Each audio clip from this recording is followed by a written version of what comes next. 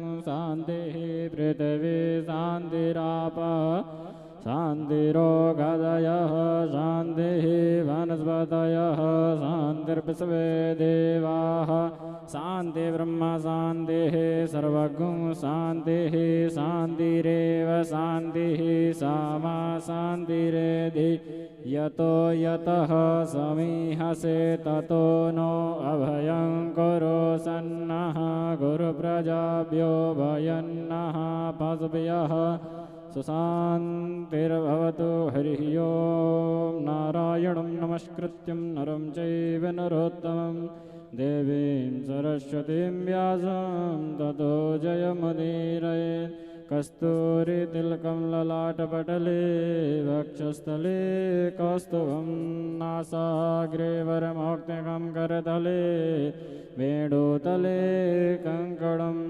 ध्येयं सदा परिभवग्नमभीष्टदोहं तीर्थास्पदं शिवविरिञ्चनुतं शरण्यं मृत्यार्तिहं प्रणतपालभवाब्धिपोतं वन्दे महापुरुषते चरणारविन्दं हरिः ओं चन्द्रमा वनसूर्यादचक्षोः सूर्यो अजायत सोत्रादायश्च प्राणस्य मुखादग्निरजायत इदगो हविः प्रजननं मे अस्तु दशवीरगो सर्वगणगो स्वस्तये आत्मसनि प्रजासनि पशुसनि श्लोकसन्निभयसनि अग्निः प्रजां बहुलां मे करोतन्नां पयोरेतो अस्मासु दत्ता आरार्तिक्यं समर्पयामि श्रीगुरुचरणकमलेभ्यो नमो नमः हरिः ओं सहस्रशीर्षा पुरुषः सहस्राक्षः सहस्रपादः स भौमिगुं सर्वतः पुरुष एवेदगुं सर्वं यद्भूतं च वाभ्यं हुतामृतत्वशेषानो जदन्नेन तिरोहति एतावान् च महिमातो जायाश्च पुरुषः पादोश्च विश्वाभूतानि त्रिपादशामृतं दिवे त्रिपादोर्ध्व उदयद्पुरुषः पादोश्चेह भवद्पुनः ततो विक्रमविक्रामत्सासनानशने अभि ततो विराड जायत विराजो अधिपूरुकः स जातो अतिरचत पश्चात् भूमिमतो पुरः तस्मात् ज्ञात् सर्वभूतः संवृतं प्रगदाज्यं पशुस्नाश्चक्रे वायव्यानारण्या ग्राम्याश्च दे तस्मात् ज्ञात् सर्वभूतरिचः सामान्य जग्निरे चन्दाकुंसि जग्निरे तस्माद्दजायत तस्माद्दस्वा अजायन्त जे केचो वयादतः गावो जग्निरे तस्मात् जाता अजावयः तञ्जगनं वरहिग्रभोग्जन्वरुकं जातमग्रतः तेन देव अयजन्त साध्यारिकयशजेजद्वरुकं यददोः गदिधाव्यकल्पयन् मुखाङ्ग्यमध्यासीत् किं बाहो किमरोपादाौ चेत् ब्राह्मणो मुखमासीत् बाहो राजन्यः कृताहोरो ततश्चिद्वैश्यः पद्भ्याङ्गसोद्रो अजायत चन्द्रमा मनसूर्यादचक्षोः सूर्यो अजायत सोद्रादायश्च प्राणश्च मुखादग्निरजायत नाभ्यासीदन्तरिचगुंसिष्णोर्धोः समवर्धत पद्भ्यां भूमिर्दिशः सोद्रा तथा लोकान् कल्पयन् चतुर्मुखेण हविका देवा जिन्यवदन्वदा वसन्तो स्यासीदाजङ्ग्रेकमैदमः शरदभिः शब्दस्य सन्वरिधस्त्री शब्दसमितः गीता देवाजिद्घ्नन्तन्वाना अवदनन् पुरुकं पशुमा जग्नेन जग्नमयजन्त देवस्थानि धर्माणि व्रतमान्यासन्ना देहनाकं महिमानः सजन्त चतुरपूर्वे शाद्याः सन्ति देवाः हरिः ओम् बोलिए भागवत भगवान की जय। परम पूज्य श्री सद्गुरुदेव भगवान की जय। व्यास जी महाराज की जय। श्री सुखदेव जी महाराज की जय। जय जय श्री राधे जय जय श्री राधे श्याम।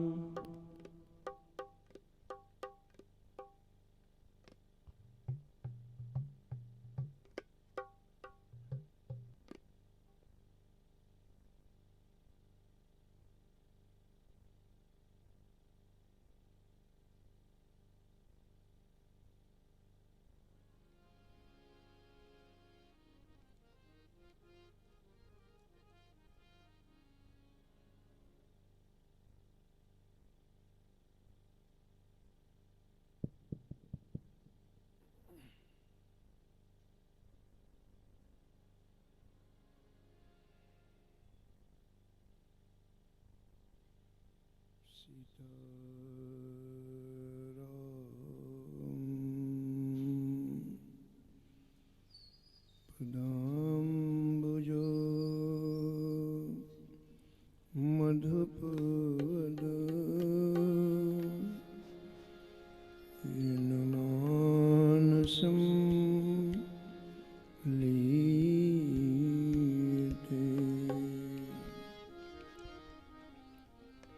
सीताराम गुणावली निशिदेवा यज्जिया पीयते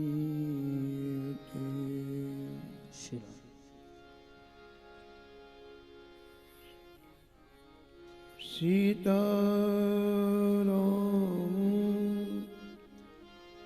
विचित्र रूप मनीषं यश्चक्षुषोर्भूषणम्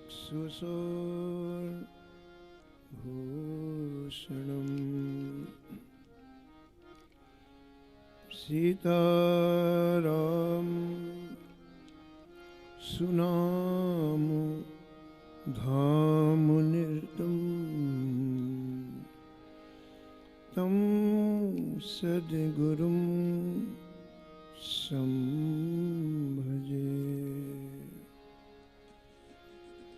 नीलाम्बुज श्यामलकोमलाङ्गं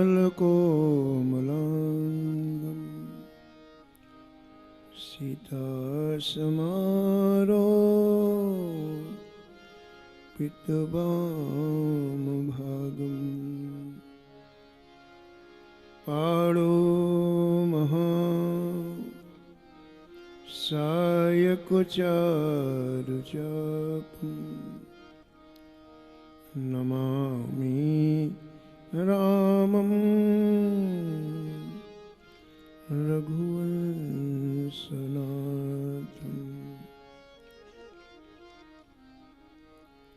यत्र यत्र रघुनाथ कीर्तनं तत्र तत्र कृतमस्तकाञ्जलिम्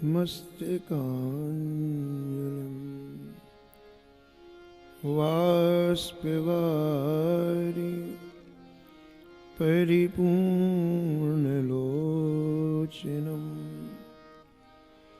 मारुतिं नमत राक्षसान्तकम्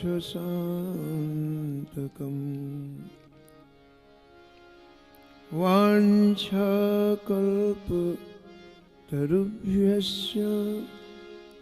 कृपा सिन्धुभ्य एव च पतितानां पावनेभ्यो श्रीवैष्णवेभ्यो नमो नमः। भक्त भक्ति भगवन्त गुरु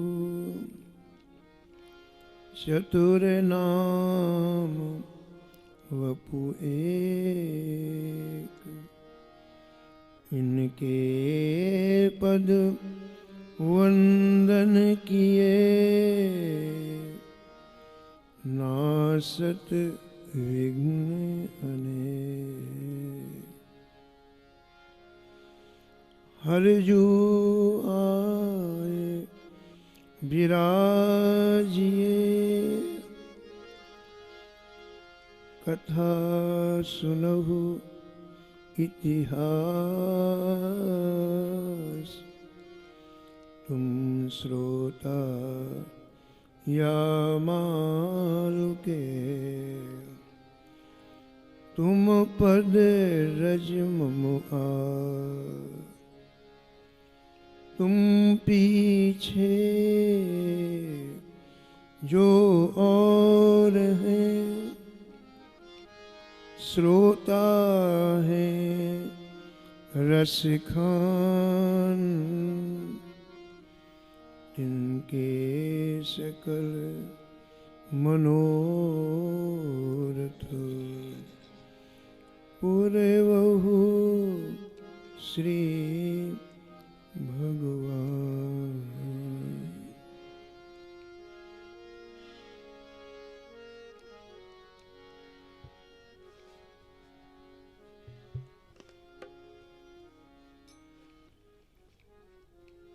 राधे राधे गोविंद गोविंद राधे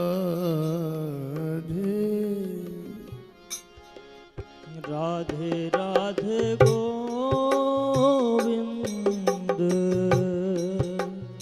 गोविंद राधे राधे राधे गोविंद गोविंद राधे राधे राधे गोविंद गोविंद राधे गोविंद राधे बोलो गोपाल राधे गोविंद राधे बोलो गोपाल राधे गोविंद राधे बोलो गोपाल राधे गोविंद राधे बोलो गोपाल राधे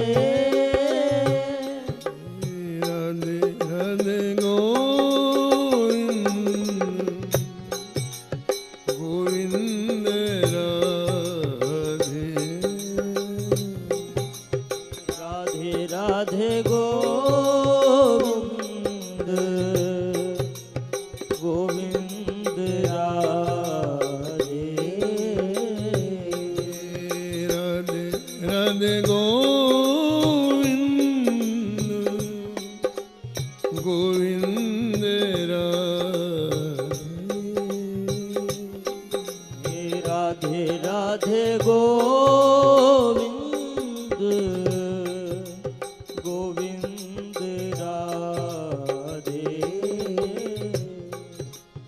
गोविंद राधे बोलो गोपाल राधे गोविंद राधे बोलो गोपाल राधे राधे राधे गोविंद गोविंद राधे राधे राधे गोविंद गोविंद राधे राधे राधे गोविंद गोविंद राधे राधे गोविंद गोविंद राधे राधे राधे गोविंद गोविंद राधे राधे गोविंद गोविंद राधे राधे राधे गोविंद गोविंद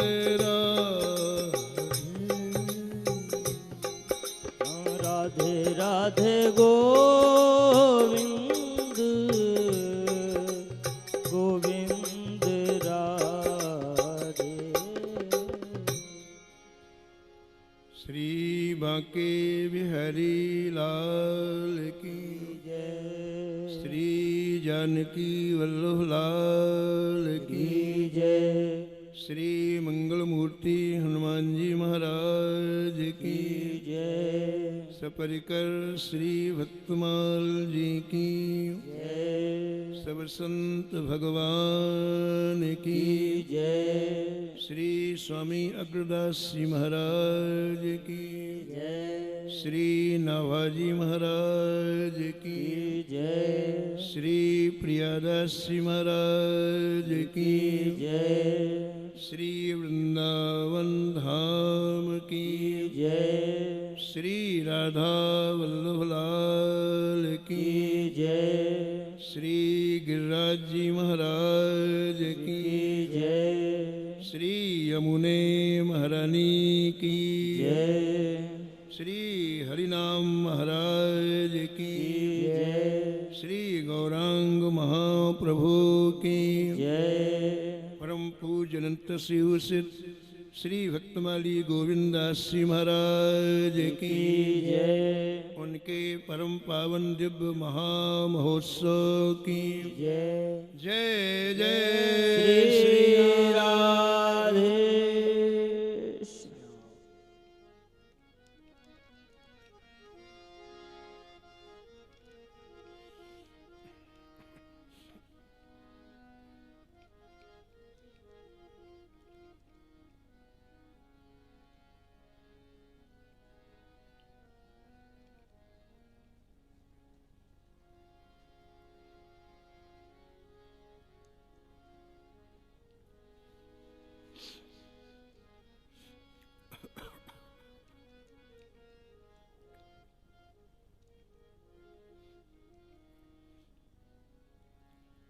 श्री प्रिया प्रीतम युगल सरकार की असीम अनुकंपा से हम और आप श्रीधाम वृंदावन की परम पावन गोद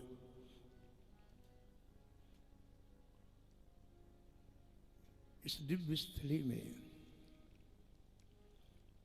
हमारे अत्यंत ही आत्मीय परम पूज्य सदगुरुदेव स्वरूप श्री भक्तमाली गोविंदास जी के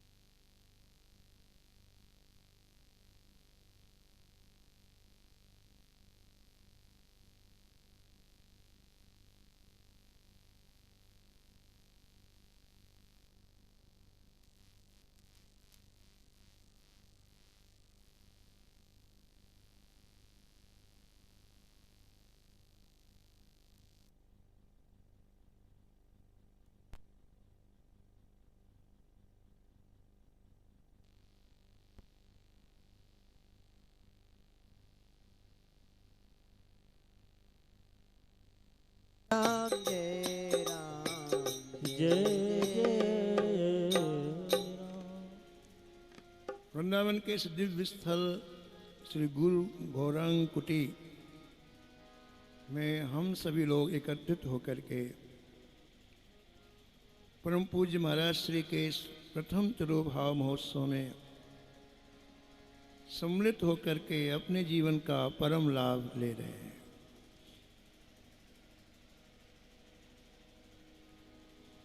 भगवान की जब अतिशय कृपा होती है जीव के ऊपर, तब ये संयोग प्राप्त होता है कि वो इन महापुरुषों की चर्चा करता है और श्रवण करता है।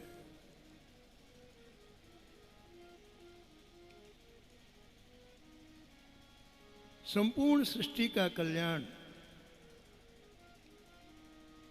कि जड़ ये महापुरुष ही हैं। इनकी आराधना, इनका वंदन, इनकी अर्चना संपूर्ण सृष्टि की आराधना है, वंदन है और अर्चन। इसलिए इस भक्तमाल के प्रथम श्रोता श्री ठाकुर जी हैं। किसी भक्त ने कहीं भी अपने बारे में कुछ भी नहीं लिखा। इतने बड़े बड़े कार्य किए इन संतों ने, भक्तों ने, लेकिन कभी अपने बारे में कोई एक शब्द नहीं लिखा, एक पंक्ति नहीं लिखी। उसका कारण यह था कि श्री ठाकुर जी की रसमयी लीलाओं में इतना निमग्न रहते कि अपने नाम की कोई चीज ही नहीं थी। ठाकुर का सुख ही स्वसुख है और इसलिए इन्होंने अपने बारे में कुछ नहीं लिखा। स्वामी अग्रदेवाचार्य जी की कृपा से, अनुग्रह से श्री नाभा जी ने इस दिव्य ग्रंथ भक्तमाल की रचना की, जिसके एक एक चरित्र की यह महिमा है कि यदि ईमानदारी से व्यक्ति श्रवण करे तो प्रेम राज्य में पहुंच जाता है। एक चरित्र की यह महिमा। एक भूप भागवत की कथा सुनत हरि होय रति। केवल एक कथा की यह महिमा है कि प्रेम राज्य में पहुंच जाएगा। जिस प्रेम को प्राप्त करने के लिए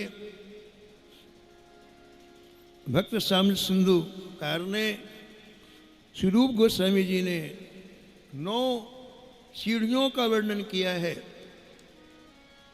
वो दुरूह प्रेम एक भक्त के चरित्र से प्राप्त हो जाता है। ऐसा श्री नाभा जी महाराज ने लिखा है। कैसी अनुपम बात, कैसी विलक्षण बात। इन्हीं भक्तों के चरित्र के एक एक शब्द में इतना रस समाया हुआ है, इतना रस समाया हुआ है। भक्तमाल के टीकाकार श्री प्रियादास जी ने लिखा है अपनी लेखनी से, भक्त कथा रस रास है। जो रास को भी नचा दे वो है भक्त कथा। रास सर्वोत्कृष्ट प्रेम की अभिव्यक्ति है, लेकिन ये भक्त कथा उससे भी आगे है।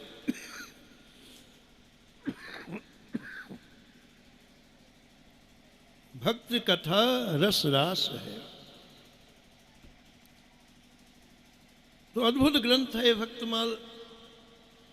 और ऐसे भक्तमाल का गायन, प्रवचन हमारे पूज्य श्री भक्तमाली जी ने संपूर्ण जीवन किया।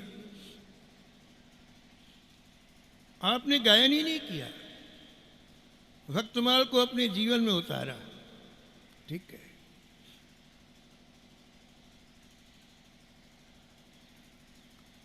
भक्तमाल के सूत्र यदि जीवन में नहीं उतरते तो भक्तमाल का अधूरा काम हुआ। हमने पढ़ लिया, हमने सुन लिया, हमने सुना भी दिया, लेकिन जब तक वह हमारे हृदय का कंठ का हार नहीं बन जाता है, जीवन के जीने की शैली नहीं बन जाता है, तब तक जैसी रसानुभूति इन महापुरुषों को हुई वैसी नहीं होगी। परम पूजनंत श्री गोविंद दास जी भक्तमाली जी महाराज ने भक्तमाल का जैसा जीवन है वैसा जीवन जिया और वैसा जीवन रहे। सहजता और सरलता की प्रतिमूर्ति थे श्री भक्तमाली जी। एक संत को कितना सरल होना चाहिए वो महाराज जी का दर्शन कर ले, कहने की जरूरत ही नहीं है। साक्षात सरलता की प्रतिमूर्ति थे। और संतों के प्रति कैसा अद्भुत लगाव था महाराज। पूरे जीवन ही समर्पित कर दिया संत सेवा। हम लोग जब कभी महाराज जी से निवेदन करने के लिए आते हमारे श्री जानकी वल्लभ जी का जो महोत्सव होता, अभी पिछली बार महाराज जी बहुत अस्वस्थ थे, कुछ महीने पहले की बात है, लेकिन महाराज जी अनुग्रह पूर्वक आए। मैंने निवेदन किया, महाराज जी 5 मिनट आपका आशीर्वाद हो जाए। महाराज जी 50 मिनट बोले, खूब जम के बोले, महाराज आनंद आ गया। भगवान ने कहा कि अगर जीवन में एक गुण आ जाए तो मैं उसके बस में हो जाता हूं। दर्शन दे तो ये नहीं लिखा है, सरल स्वभाव नमन कुटिलाई। सरलता जीवन में आ जाए और मन से कुटिलता निकल जाए तो ठाकुर जी कहते हैं यही आचरण वश में भाई, उसके बस में हो जाता हूं। बस में होने का तात्पर्य क्या है? जैसे आपके जेब में कोई चीज रखी है, जब चाहो तो निकाल लो। भगवान दर्शन दे तो ठीक है, लेकिन भक्तों के बस में जिसे चाहे दर्शन करा दे। बस में का तात्पर्य जिसे चाहे दीदार करा दे, जिसे चाहे दर्शन करा दे। वृंदावन में एक संत थे श्री कृष्ण चरण जी महाराज, उनकी ऐसी अद्भुत दशा थी महाराज, उन्हें खुले हुए नेत्रों से निरंतर रासलीला का दर्शन होता है। खुले आंख नहीं बंद करनी पड़ती थी, निरंतर रासलीला का दर्शन होता है। और वो जिसे चाहे हाथ पकड़ के ठाकुर जी को मिला, ऐसी उनमें क्षमता मानी।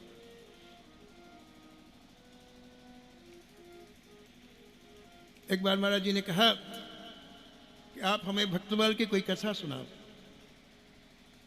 महाराज जी कुटिया में दास गया, क्या दैन्यता महाराज जी। महाराज जी ने कोई बाल भोग रखा था फलों का, अपने हाथ से अमलियां करके हर चीज को रख करके, ऐसी दैन्यता संतों की महाराज अद्भुत हृदय को स्पर्श कर जाती, छू जाती है। तो प्रेमियों, श्री महाराज जी ने भक्तमाल का जीवन जिया और हम सबके आदर्श हुए। ऐसी दिव्य भूतियां जब धराधाम में आती हैं तो हजारों को भगवत धाम के लिए तैयार कर देती हैं, हजारों के जीवन का परिवर्तन करती हैं और न जाने कितने लोगों को नरक की यातनाओं से बचाती हैं।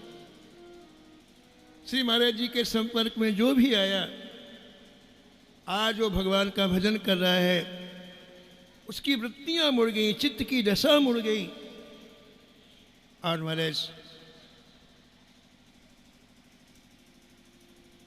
श्री ठाकुर जी की लीलाओं का चिंतन करते हुए, भक्तों का गुणगान करते हुए, आज भी वो हमारे और आपके बीच में, और आज भी हमें और आपको संभाल रहे हैं। ऐसे पूज्य महाराज जी के चरणों में कोटिसा साष्टांग दंडवत प्रणाम करते हुए, उनकी कृपा की अभिलाषा करते हुए, आइए हम लोग उनकी प्रसन्नता के लिए भक्तमाल का एक चरित्र गायन करते हैं। कृपया भावपूर्वक श्रवण करें।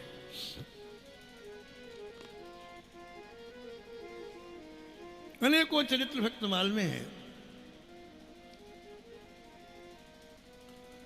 लेकिन सरलता की मूर्ति श्री माधव दास जी का चरित्र बिल्कुल महाराज जी की तरह ही था। इतने सरल थे जगन्नाथपुरी के माधव दास जी महाराज कि नाभाजी ने उन्हें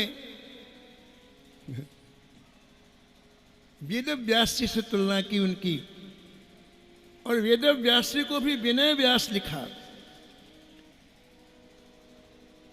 यदि सरलता न हो तो व्यक्ति परोपकार नहीं कर सकता है।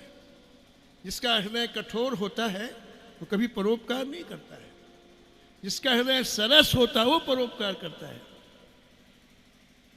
और किसका हृदय कठोर होता है बताओ? जो संसार की जड़ वस्तुओं को पकड़ के रखता है उसका हृदय कठोर होता है।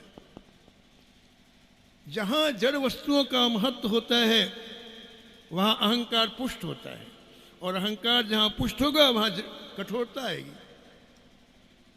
लेकिन जिसका अहंकार गलित हो जाता है, यानी जड़ वस्तुओं की पकड़ जिसके जीवन में नहीं रहती है, उसका अहंकार गलित हो जाता है और विनम्रता की मूर्ति बन जाती है। तो माधवदास जी का थोड़ा सा हम लोग स्पर्श करेंगे बड़ा विस्तार से, लेकिन समय की मर्यादा में हम स्पर्श करते हैं। आइए मूल छप्पे का स्पर्श करें माधवदास जी के चरित्र का।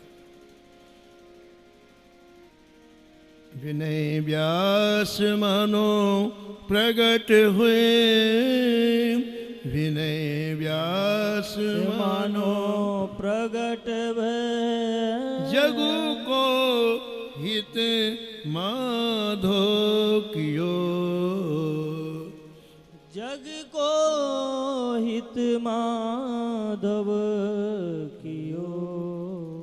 पहले वेद विभाग कथित पुराण अष्टादश, पहले वेद विभाग कथित पुराण अष्टादश, भारतादि भागवत मथित उद्धारो हरियस, भारतादि भागवत मथित उद्धारो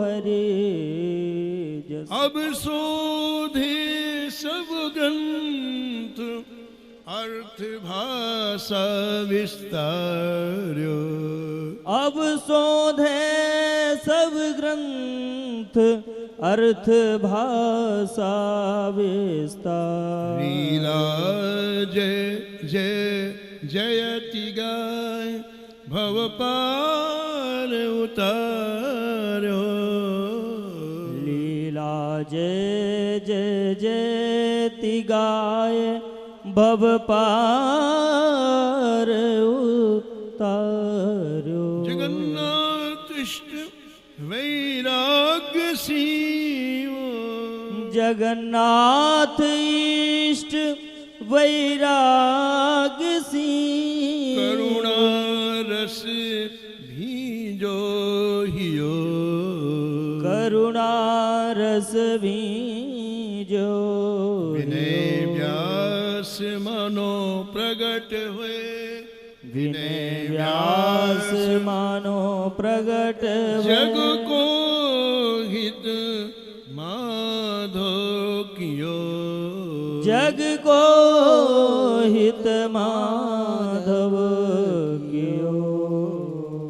प्रातः स्मरणी परम वंदनी श्री भक्तमाल के रचयिता श्री नाभा गोस्वामी जी इस छप्पे में परम भागवत परम रसिक श्री माधवदास जी का स्मरण किया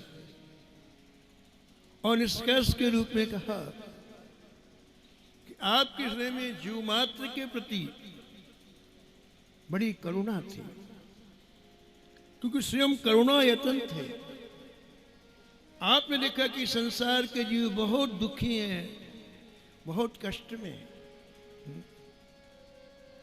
सबको चिंता नहीं, सबको अपनी चिंता है ना।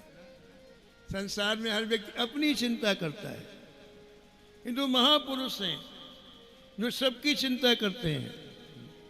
सर्वे भवन्ति सुखना सर्वे सन्तु निरामया। हमने श्री कृष्ण चैतन्य महाप्रभु जी के परम पावन चित्त में पढ़ा कि महाप्रभु जी श्री जगन्नाथपुरी में कुछ समय तक सबसे बोलना बंद कर दिया, किसी से बात नहीं करते, निज परकर से भी बात नहीं करते, बस 24 घंटे आंखों से आंसू निकलते रहते, कुछ नहीं खाते न पीते। घबरा गया पूरा परिकर। और एक दिन श्रीपाद नित्यानंद जी ने तो विचार किया कि आज जय जय से पूछा जाएगा कि या तो आप बताएं इतने दुखी क्यों हैं, और नहीं तो हम भी प्राण छोड़ें। तो हिम्मत करके श्रीपाद नित्यानंद जी श्री गौरांग महाप्रभु जी के पास जाकर के चरणों में गिर पड़े। बोले जय जय आज आप बताइए क्यों इतने दुखी हैं, और नहीं तो हम आपके सामने प्राण छोड़ें। तो महाप्रभु जी ने सिर पर हाथ रखा और कहा आप हमारे वाह प्राण हैं, आपसे कोई बात छिपी थोड़ी है। महाप्रभु जी ने कहा कि मैं अपनी आंखों से रोज लाखों लोगों को नरक जाते हुए देख रहा हूं, लाखों, हजारों को नहीं, रोज लाखों लोग नरक जा रहे हैं। और कैसी विडंबना है कि भगवान ने अपनी संपूर्ण शक्ति नाम में निहित कर दी, लेकिन कोई जेवा नहीं हिलाना चाहता, नरक जाना पसंद है। इस बात की पीड़ा है, मुझे दुख है, खेप की खेप नरक में जा रही है, लेकिन कोई हरिनाम नहीं ले रहा है। ये मेरा कष्ट है, ये मेरा दुख है।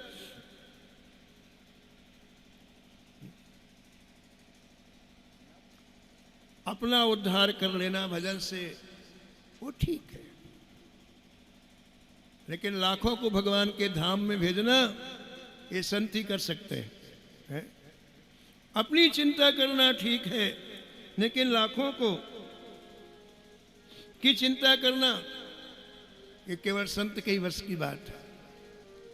और महाप्रभु जी ने श्रीपाद नित्यानंद जी को आज्ञा प्रदान करी है कि आप जाओ नवदीप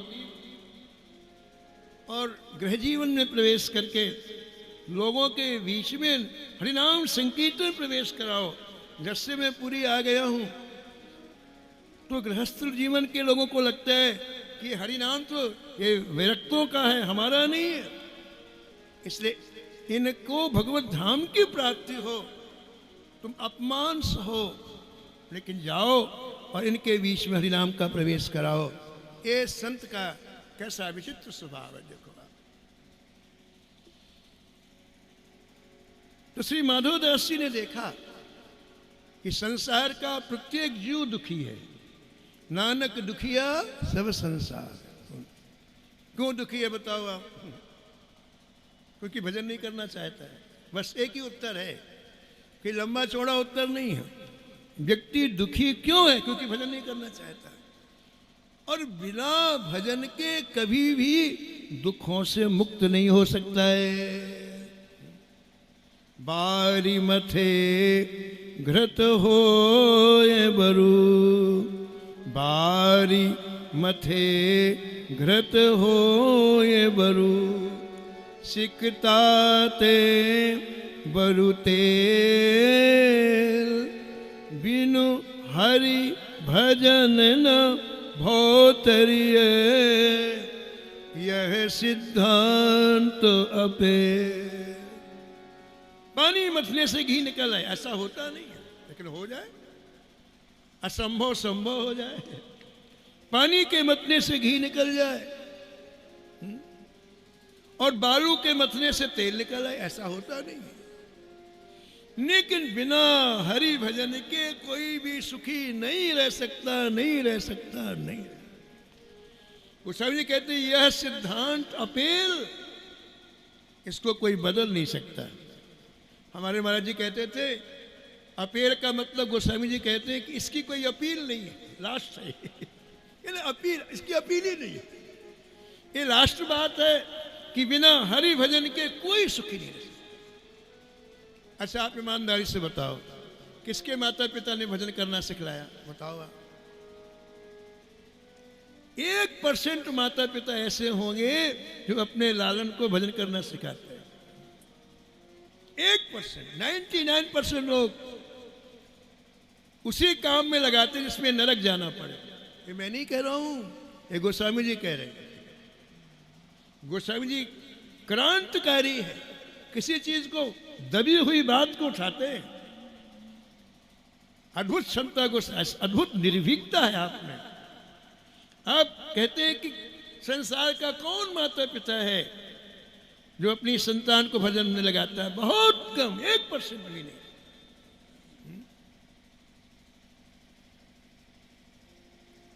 मेरे पत्रिका में लिखते हैं, जाते होए निकाय निरंतर, जाते होए निकाय निरंतर, सोइन तो ही बता,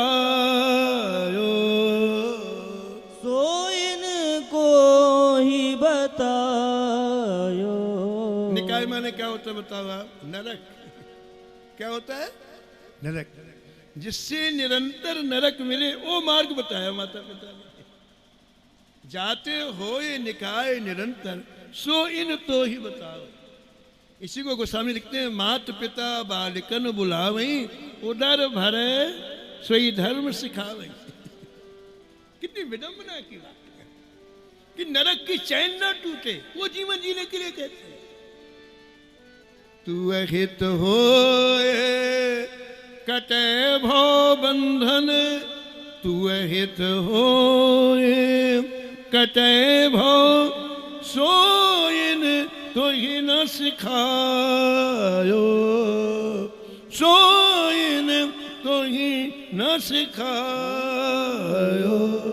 तेरा हित, जीव मात का हित किसमें बताओ आप? जीव मात का हित भैया भजन में। आपने पूर्व जन्म में भजन करने का जो संकल्प किया, इसलिए मानव देह आपको मिली है। पूर्व जन्म में आप क्या थे किसी को पता नहीं, आगे क्या बनो किसी को पता नहीं है, लेकिन इस समय जो मानव देह आपको मिली है ये बताती है कि पूर्व जन्म में आपने ठाकुर जी से कहा हमारी भजन करने की बड़ी इच्छा है, ठाकुर ने चलो तुमको मनुष्य बना देना। ये बताता है हमारी वासना थी भजन करने, किसने मानव देह मिली है।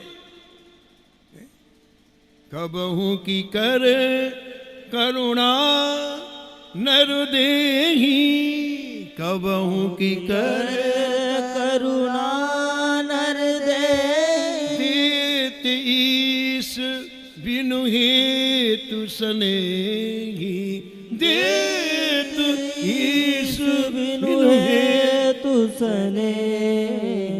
प्रत्येक व्यक्ति जो भी यहाँ है वो अपनी माँ के गर्भ में ये वादा करके आया है। प्रत्येक व्यक्ति, हे प्रभु एक बार हमें यहां से निकालो, हम आपका भजन करेंगे। क्या वादा करके आया है? एक बार हमें माँ के गर्भ से बाहर निकालो, हम भजन करेंगे।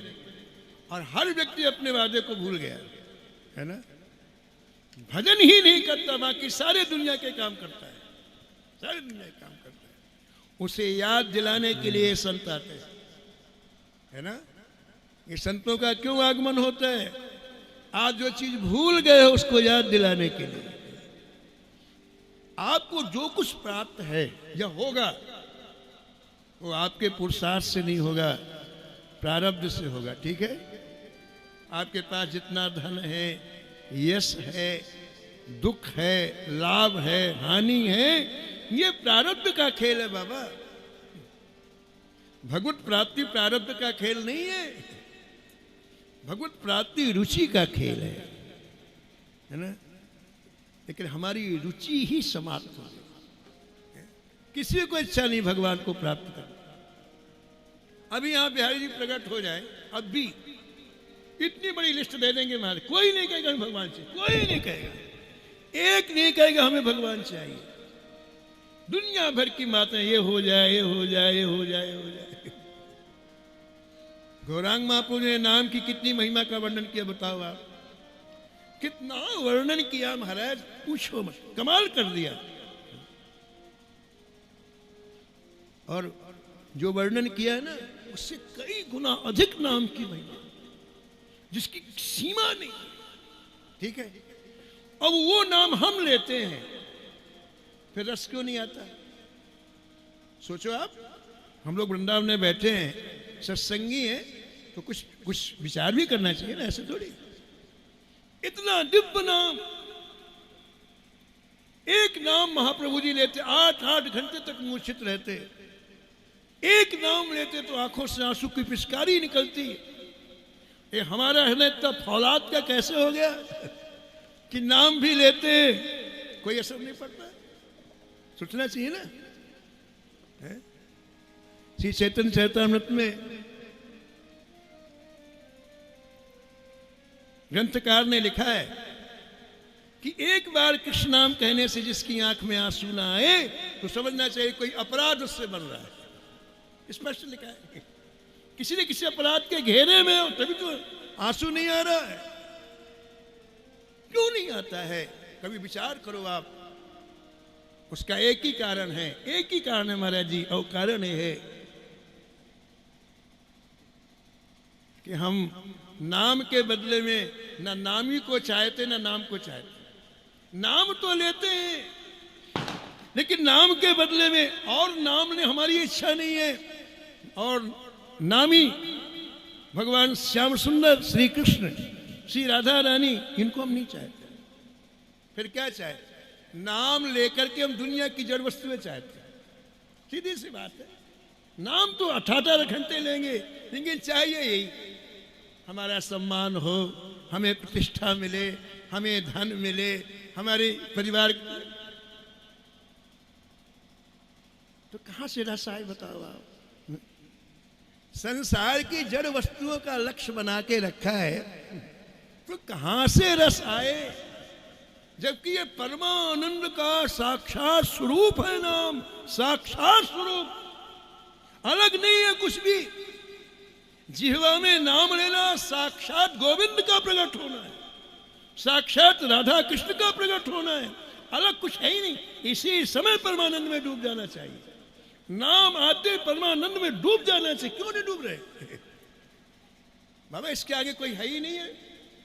नाम के आगे जब वो नाम मिल गया तो हमें उस रस में डूबना चाहिए ना। क्यों नहीं डूब रहे? क्योंकि हम चाहते नहीं, हम तो चाहते चीजें, लेते नाम है, चाहते जड़ वस्तु में। कोई स्वामी जी ने विनय पत्रिका में लिखा, बहुत प्यारी बात लिखी, बहुत प्यारी। क्योंकि इन्होंने जो लिखा है ना, वो हृदय खोल दिया, खोल दिया हम लोगों के सामने। कैसी कैसी वृत्तियां हमारे जीवन में चल रही हैं, अपना बहाना करके हमें बता रहे हैं। बड़ी प्यारी पंक्ति है। यह बिनती रघुवीर गुसाई, यह बिनती रघुवीर गुसाई, यह बिनती रघुवीर गोसाई, यह बिनती रघुवीर गोसाई। चहो न सुगति सुमति संपत्ति कछु, चहो न सुगति सुमति संपत्ति कछु, चहो न सुगति सुमति संपत्ति कछु, चहो न सुगति सुमति संपत्ति कछु। रिधि सिद्धि विपुल बड़ाई, रिधि सिद्धि विपुल बड़ाई, रिधि सिद्धि विपुल बड़ाई, रिधि सिद्धि विपुल बड़ाई।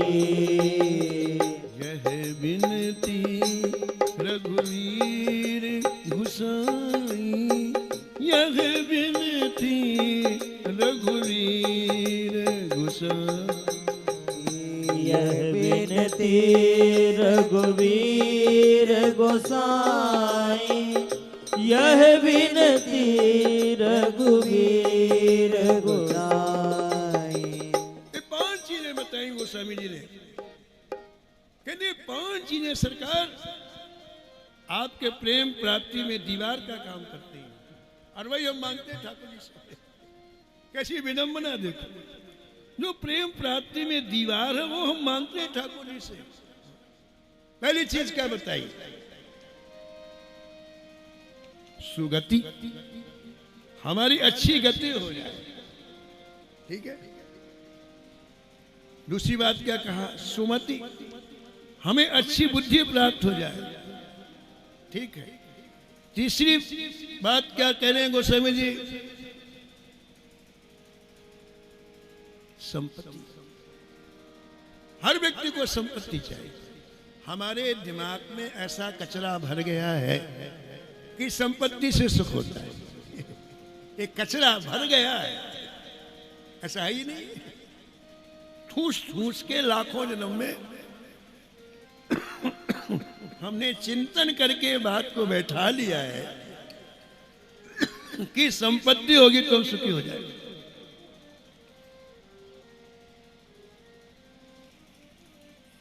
श्री गौरांग महाप्रभु जी के चरित्र में आया है कि जब रूप गोस्वामी जी महाप्रभु जी के पास आए सब कुछ छोड़ करके, तो महाप्रभु जी ने कुछ दिन उनको खास सत्संग दिया, खास एकांतिक सत्संग प्रदान किया। और उस एकांतिक सत्संग में एक दिन पूछा महाप्रभु जी ने, बोले रूप ये बताओ, तुम जिस बादशाह के यहाँ मंत्री पद के यहाँ काम करते थे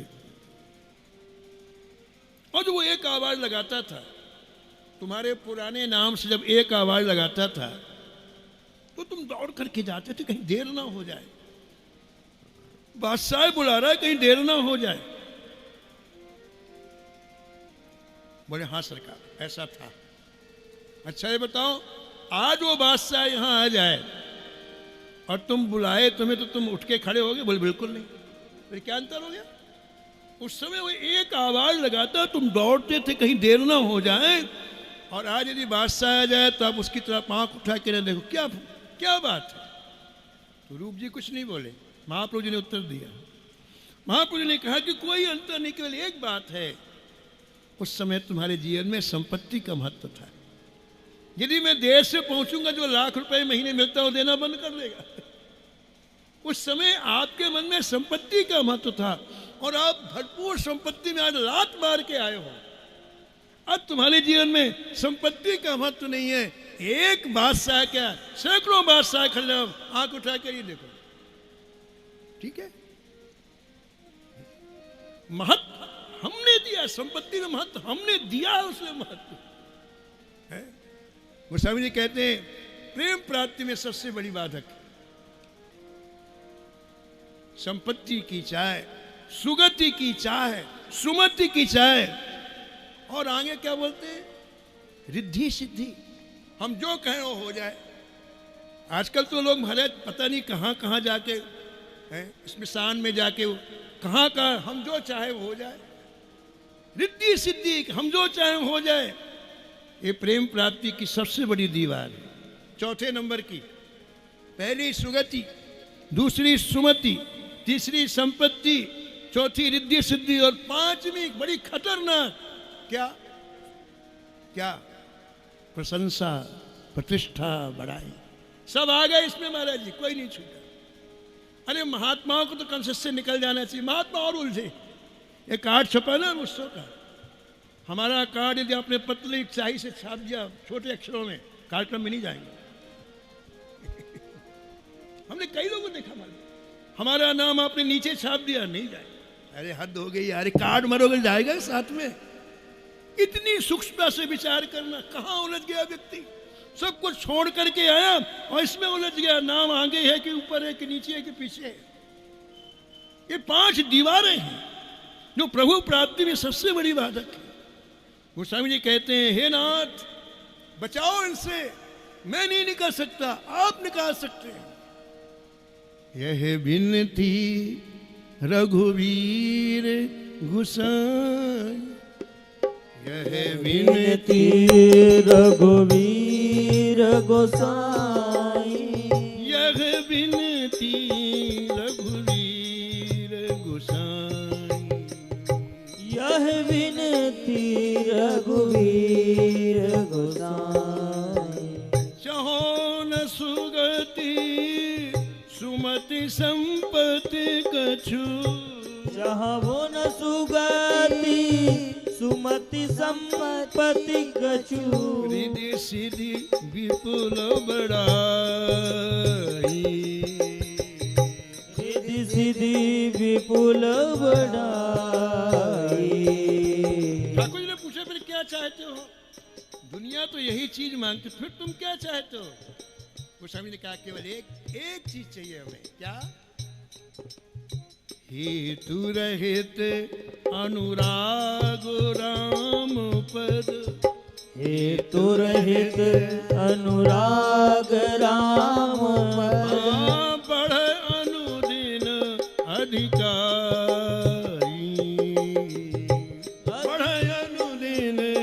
अधिकारी।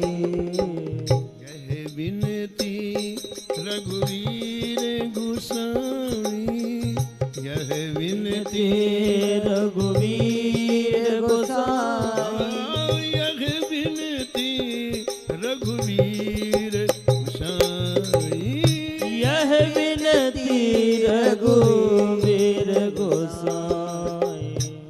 तो ये महापुरुष हम स्मरण दिलाते हैं कि मानव जीवन तुमने जो प्राप्त किया है वो किस लिए किया है। इसलिए ये भक्तमाल अत्यंत वंदनीय ग्रंथ है। ऐसे पैसा रुपया नहीं मिलेगा। तुम समझो कि भक्तमाल सुनने से हमें संपत्ति मिल जाए, हैं, प्रतिष्ठा, कुछ नहीं मिलने वाला है, लेकिन प्रभु का प्रेम जरूर मिलेगा। इसलिए ये ग्रंथ संतों के बीच का ग्रंथ है। भक्तमाल की कथा संतों के बीच में हुई, अयोध्या में हुई, वृंदावन, बाजार में नहीं हुई। ये बाजारू ग्रंथ है ही नहीं। बाकी कथाएं हुई, मानस की हुई, भागवत जी की हुई। भक्तमाल तो संतों के बीच में अत्यंत रस से परिपूर्ण ग्रंथ है। इसे समझने के लिए बहुत ज्यादा वृत्तियों की एकाग्रता की आवश्यकता है। गीता वाटिका में पूज्य राधा बाबा जी निवास करते थे और राधा बाबा को श्री हनुमान प्रसाद पोद्दार जी में साक्षात राधा जी का दर्शन हुआ। साक्षात। तो उन्होंने अनुभूतियां लिखी, इतनी बहुत सारी अनुभूतियां लिखी। तो एक सज्जन ने कहा कि बाबा आपको इतनी अच्छी अच्छी अनुभूतियां होती हैं, हमें क्यों नहीं होती? हमें तो भाई जी सामान्य दिखते हैं और आपको इतने सुंदर सुंदर अनुभव होते हैं। तो राधा बाबा ने क्या कहा? कहा कि अपने अंतःकरण को पहले परिष्कृत करो। इन्हें संतों के उन रत्नों को प्राप्त करने के लिए उस मशीन को तो ठीक करो। मशीनरी खराब है। 3 लाख नाम जब रोज करो तो 1 साल के बाद थोड़ा प्रवेश होगा भक्तमाल में, संतों के चरित्र में। ऐसे थोड़ी होता है। ये कोई शब्द थोड़ी है बाबा, ये तो रस है और रस वही प्राप्त कर सकता है। भगवत रसिक, रसिक की बातें रसिक बिना को जान सके ना। ऐसा थोड़ी खेल तमाशा थोड़ी है, ये कोई बाजार थोड़ी है कि आप आए हा हा हू किया चल दिए। अरे तो रस है, रस पीने के लिए वैसे हृदय की आवश्यकता है। तो इन संतों ने आकर हमें जगाया कि ये मानव जी इतना अमूल्य तुम खो रहे हो। विचार करो, इसे तुम कौड़ी के मोल में खो रहे हो, फिर मौका मिलने वाला नहीं है। दिवस बिताई खाए के, दिवस बिताई खाए, रात बिताई सोए, रात बिताई सोए। हीरा जन्म अमोल है, हीरा जन्म अमोल है, कौड़ी मोले जाए, कौड़ी मोले जाए, कौड़ी मोले जाए, कौड़ी मोले जाए, कौड़ी मोले जाए, कौड़ी मोले जाए। हम ये निवेदन कर रहे थे कि श्री माधवदास जी का आश्रित नाभा जी ने मूल छप्पे में जो लिखा उसमें एक बात लिखी कि माधवदास ने संसार के व्यक्तियों को दुखी देख करके जिन ग्रंथों से हमें विवेक प्राप्त होना है, हमारे विचार शुद्ध होना है, उनका सरलीकरण किया है ना। बहुत अच्छा ग्रंथ है। हमको हमारी समझ में नहीं आता तो हमारे काम का नहीं है ना। वेद से प्रारंभ हुआ ग्रंथ, तो वेद सबकी समझ में नहीं आए और समझ में ना आने से किसी को लाभ नहीं मिला। तो वेद का सरलीकरण किया और 4 वेद बनाए वेद व्यास जी ने, फिर सरलीकरण किया और महाराज 18 पुराण बनाए। ये उसका ही सरलीकरण है। वो चीज हमें समझ में आ सके। फिर उसका भी सरलीकरण किया और महाभारत की रचना की। लेकिन फिर भी देखा कि लोगों की समझ में नहीं आ रहा है। कलयुग में संस्कृत भाषा का बोध सबको नहीं होता है और ये सभी ग्रंथ संस्कृत में। तो यहां नाभा जी कहते हैं कि वही वेद व्यासी माधवदास जी के रूप में आए और आकर के अपने ग्रंथों को सहज और सरल भाषा में लिखा, जिसमें जन जन तक ये बात पहुंच सके कि जीव मात्र का एकमात्र कल्याण भगवान के भजन में। जितनी भी हमारी पृथक पृथक प्रयास हैं, उनका एक ही फल है कि हमारी वृत्तियां समाहित हों प्रिया प्रीतम युगल सरकार के चरणों में। तो आपने सरलीकरण किया और सरलीकरण करके जीव मात्र को भगवत भजन के लिए प्रेरित किया। ऐसा नाभाजी महाराज मूल छप्पे में कहते हैं। लीला जय जय जयति गाय भव पार उतारो। लीला जय जय जयति गाय भव पार उतारो। एक संत के जीवन की शुरुआत कहाँ से होती है, कहाँ तक जाती है, कितना सुंदर वर्णन भक्तमाल के टीकाकार प्रियदास जी करते हैं। बहुत सुंदर। माधोदास द्विज निज तिया तन त्याग कियो। माधोदास द्विज निज तिया तन त्याग कियो। नियो इन जान जगो ऐसो ही व्यवहार है। लियो इन जान जग ऐसो ही व्यवहार। ऐसो ही व्यवहार है, ऐसो ही व्यवहार है, ऐसो ही व्यवहार है, ऐसो ही व्यवहार है। परम भागवत श्री माधवदास जी का जन्म ब्राह्मण कुल में हुआ है। आपकी मेधा इतनी तीव्र थी, आप काशी गए अध्ययन करने के लिए और बड़ी छोटी आयु में ही विद्वानों के बीच में आपका सम्मान किया गया। बड़ी तीव्र मेधा थी आप। काशी में विद्या अध्ययन करके जब आप वापस आए, उनके माता पिता ने विचार किया इनका विवाह कर देना चाहिए। लेकिन श्री माधवदास जी का अंतर हृदय क्या कह रहा है कि मैंने जितने ग्रंथ पढ़े सबका सार है कि मैं एक क्षण व्यर्थ ना खोऊं, भगवान का भजन करूं। ठीक है, विद्या पढ़ने का फल प्रदर्शन नहीं है, किसी को प्रभावित करना नहीं है, अपने विवेक को जागृत करना है ना। विद्या बिनु विवेक उपजाए, विद्या बिनु विवेक उपजाए। श्रम फल पढ़े किए अरु पाए। श्रम फल पढ़े किए अरु पाए। विवेक उत्पन्न नहीं हुआ तो केवल श्रम किया हमने। तो माधवदास जी ने इतने ग्रंथों का जो काशी में अध्ययन किया, तो एकांत स्थल में बैठकर विचार करने लगे कि विद्या पढ़ने का निष्कर्ष क्या है, सार क्या है। आगम निगम पुराण अनेका।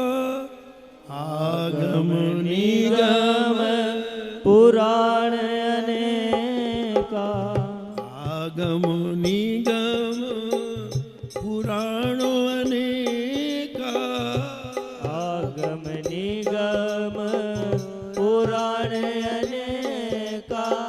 पढ़े लिखे करो फल प्रभु एका। पढ़े लिखे कर फल प्रभु एका। तव पद पंकज प्रीत निरंतर, तब पद पंकज प्रीति निरंतर, सब साधन करो यह फल सुंदर। सब साधन कर यह फल सुंदर। और उसने निश्चय कर लिया कि मुझे अब भजन करना ही है। पढ़ने के बाद कोई वृत्ति मन में उत्पन्न नहीं हुई, केवल भजन करना है। ये पढ़ने लिखने का सार है। माता पिता ने विवाह कर दिया, आपने सोचा कोई बात नहीं, मेरे को तो भजन करना है, मैं जाऊं। आधी रात में उठे, पत्नी को छोड़ के जाने लग गए। तो एक मन में एक बात आई कि देखो, इसको कोई सहारा हो जाए तब मैं जाऊं, पत्नी के लिए कोई सहारा हो जाए तो मैं जाऊं। तो रुक गए, और संयोग से कुछ दिनों के बाद एक पुत्र की प्राप्ति हुई। ग्रंथकार कहते हैं कुछ दिनों के बाद माधोदास जी को पुत्र की प्राप्ति हुई, लेकिन पत्नी चल बसी। पुत्र के जन्म लेती पत्नी चल बसी। पहले तो केवल पत्नी के सार संभार की, अब इस नवजात शिशु की सार संभार कौन करेगा? बड़ी चिंता में आ गए माधोदास जी, मुझे क्या करना चाहिए? ये छोटा सा शिशु, इसकी सार संभार कौन करे? एक मन भजन करने के लिए तड़फ रहा है, एक तरफ सामने ये स्थिति, क्या करूं क्या ना करूं, कर्तव्य और संशय, न जाने कितने मन में कितनी तरह की बातें आ रही हैं। तो बैठ गए। आधी रात की बात है, इसका लालन पालन कौन करेगा? श्री भाई जी हनुमान साहब पोदार जी लिखते हैं कि व्यक्ति जब एक कामना करता है तो उसके साथ लाखों कामनाएं जुड़ जाती हैं। जैसे आपने कामना की कि हमें पुत्र हो जाए, ठीक है, पुत्र हो गया, और पुत्र होते ही वो सबसे पहला कहता है, बोलता नहीं है, उससे अभिव्यक्ति होती है, उसके शरीर से ये आवाज आती है, हमारा लालन पालन करो। वो पुत्र बोल रहा है, मुख से नहीं, उसके शरीर से आवाज निकली, हमारा लालन पालन करो, ठीक है। फिर हमको पढ़ाओ लिखाओ, ठीक है। फिर हमारा विवाह करो, ठीक है। फिर हमारी जिम्मेदारी जीवन के लिए कुछ न कुछ व्यवस्था करो। वो एक पुत्र की कामना हजारों कामनाएं लाके खड़ी कर दिया आपको। बड़ी विचित्र बात है, देखो आप है तो पुत्र पत्नी की रक्षा के लिए आपने विचार किया, पत्नी तो चली गई, अब इसकी रक्षा कौन करे? आप बैठे हुए, ऐसे बैठे हुए, तभी आपने क्या देखा, कच्चे मकान गांव में होते हैं, वहीं बैठे थे आप, कि ऊपर से बांस और बल्लियों से एक चिड़िया का अंडा नीचे गिरा, अंडा फूट गया, फूटते चिड़िया का बच्चा निकला, और वो उसकी गर्दन बाहर निकली, भूख के मारे वो चोंच खोल रहा बंद, इतनी भूख, अंडा फूटते वो चिड़िया के बच्चे, इतनी भूख, चोंच खोल रहा है बंद कर रहा है, चोंच खोल रहा है बंद कर रहा है। माधवदास जी ने विचार, देखो इसको कौन भोजन देता है, यहां इसको कौन भोजन देता है, विचार करने लगे। तो क्या देखा, 2 मिनट के बाद एक छोटा सा कीड़ा उड़ता हुआ है, और जो अंडे का चिपचिपा पदार्थ उसमें बैठ गया। अब चिपचिपाट कर उड़ नहीं पाया, चिड़िया ने उसी को खा लिया, उसका पेट भर गया। अरे माधवदास जी ने कहा, जो इस चिड़िया का पेट भर सकते इस बालक का नहीं भर सकता है क्या? चलो। एक घटना ने भगवत विश्वास जागृत कर दिया है। और यहां प्रियादास जी लिखते हैं कि अरे ये जो जीव अभिमान पाल पोस के रखता है कि मैं गृहस्थी चलाता हूं, मैं घर चलाता हूं, मैं परिवार चलाता हूं, बोले महान गंवार है। ताते तज दियोगे हैं वही सब पाले दे, ताते तज दियोगे वही सब पाले दे, करे अभिमान सोई जानिए गंवार है, करे अभिमान सोई जानिए गंवार। 1 मिनट में सब कुछ छोड़ करके आप जगन्नाथपुरी के लिए चल दिए, बिना कुछ खाए पिए जा रहे। भजन की भूख जिसके जीवन में जागृत होती है, दूसरी भूखें समाप्त हो जाती है। ये नियम न उसे प्यास लगती है, न कितने ऐसे चरित्र हैं महाराज। श्री रघुनाथ गोसाई जी जब जगन्नाथपुरी गए, भूखे प्यासे, शरीर काला पड़ गया, महाप्रभु के चरणों में जाके पड़े, पहचान में नहीं आए। भूख, भजन की भूख जिसके जीवन में जागती है, उसे भूख प्यास की चिंता नहीं रहती। माधवदास जी कितने दिन में जगन्नाथपुरी पहुंचे हैं, लेकिन वहां जाने के बाद रोटी नहीं खोजी, आवास नहीं खोजा। हम लोग तो पूरे जीवन रोटी आवास में ही समाप्त कर देते। अब तो ये नियम बन गया महाराज कि महाराज कहीं जाना हो तो 1 साल पहले से लोग बुकिंग कराते हैं। अरे वहां ठहरेंगे, जगह मिले, हद हो गई यार। आए थे हरिभजन को होटल लगे कपास। अब देखो माधवदास जी आए, ना उन्होंने भूख की चिंता, ना भोजन की, ना आवास की, काय की चिंता, भजन की चिंता। आए, समुद्र के किनारे टूटी फूटी कुटिया पड़ी थी, बस उसी में जाके महाराज जो भजन की भूख थी उसमें डूब गए।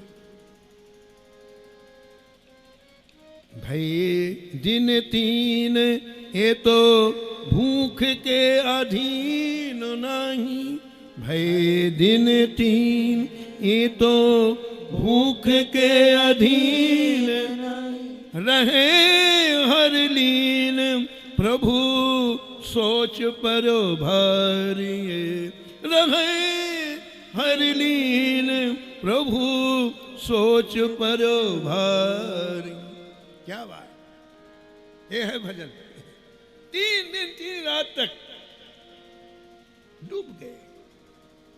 शरीर का हवा है, ज्ञान ही नहीं तो भूख का पता चले, है? कुछ ध्यान नहीं, डूबे, रस पी रहे, भजन का रस पी रहे। एक संत सुनाते थे, एक बार बादशाह कहीं लड़ाई के लिए जा रहा था तो रास्ते में रुक गया, और उसकी नमाज अदा करने का नियम था सुबह। तो चद्दर अद्दर बिछा करके सफेद चद्दर के ऊपर बैठ के नमाज अदा कर रहा था। उधर से एक औरत निकली तेजी से और उसके चद्दर में पैर रखती हुई चली गई। उसको बड़ा गुस्सा आया, इस औरत की हिम्मत कि मेरी नमाज की चद्दर में पैर, बादशाह तो था ही। तो चली गई, कुछ बोल नहीं पाया हो, लेकिन 1 घंटे के बाद तो उसी रास्ते से लौटी। तब तक वो नमाज अदा कर चुका था। बोला, इधर आओ। कौन हो तुम? बोले, मैं एक बाजारी औरत हूं। तुम्हें पता नहीं कि मैं बादशाह हूं और मैं नमाज अदा कर रहा था? मेरी चद्दर में तुम पैर रख के गई, अभी तुम्हें फांसी की सजा देता हूं। तो उसने एक बड़ी अच्छी बात कही, उस औरत ने बड़ी अच्छी बात कही। बोले, जहां अपना मेरी गलती माफ हो, मुझे भले फांसी की सजा दी जाए, लेकिन एक बात मैं पूछना चाहती हूं कि आप नमाज अदा कर रहे थे खुदा की? बोले, हाँ। आप नमाज खुदा की अदा कर रहे थे और मैं दिखाई पड़ गई आपको? एक मैं थी कि मैं दूसरे पुरुष के पास जा रही थी, आप में दिखाई पड़े कि कौन बादशाह है, बैठा कौन, और आप नमाज भी मैं मेरे को देख भी रहे। ये झूठी नमाज से क्या? बादशाह ने चरण छुए, बोले, तुम जीती, मैं हारा। ये भजन का रस है। भजन का रस मिलने के बाद फिर महाराज कुछ याद नहीं है। अगर याद है तो आप भजन नहीं कर रहे हैं।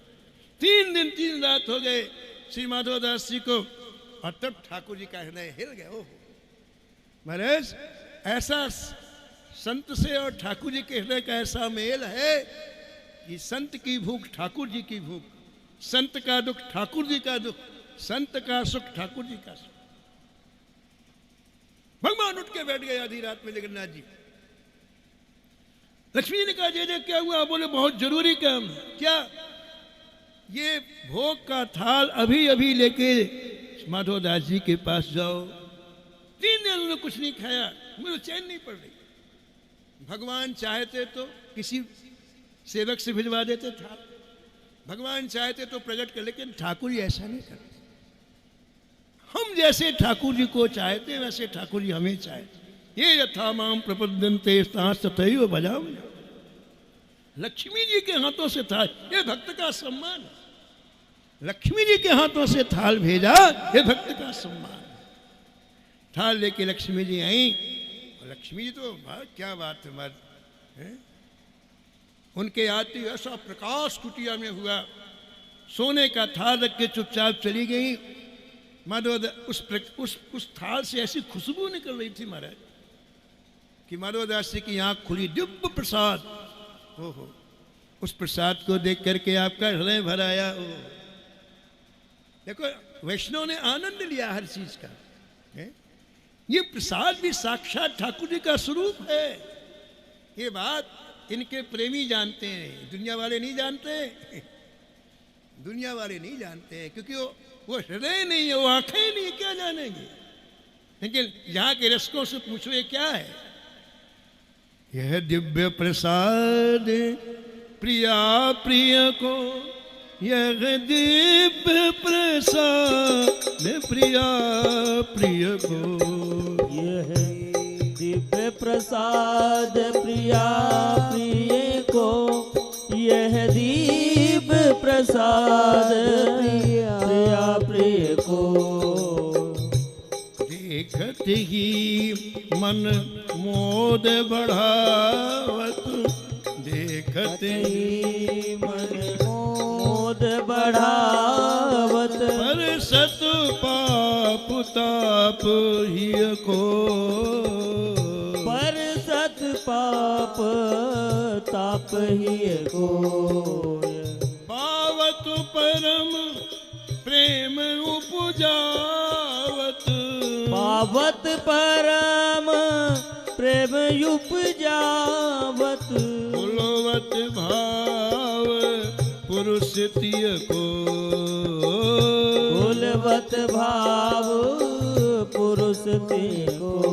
यह दिव्य प्रसाद प्रिया प्रिय को, यह दिव्य प्रसाद प्रिया प्रिय को, यह दिव्य प्रसाद प्रिया प्रिय को, यह दिव्य प्रसाद प्रिया प्रिय को।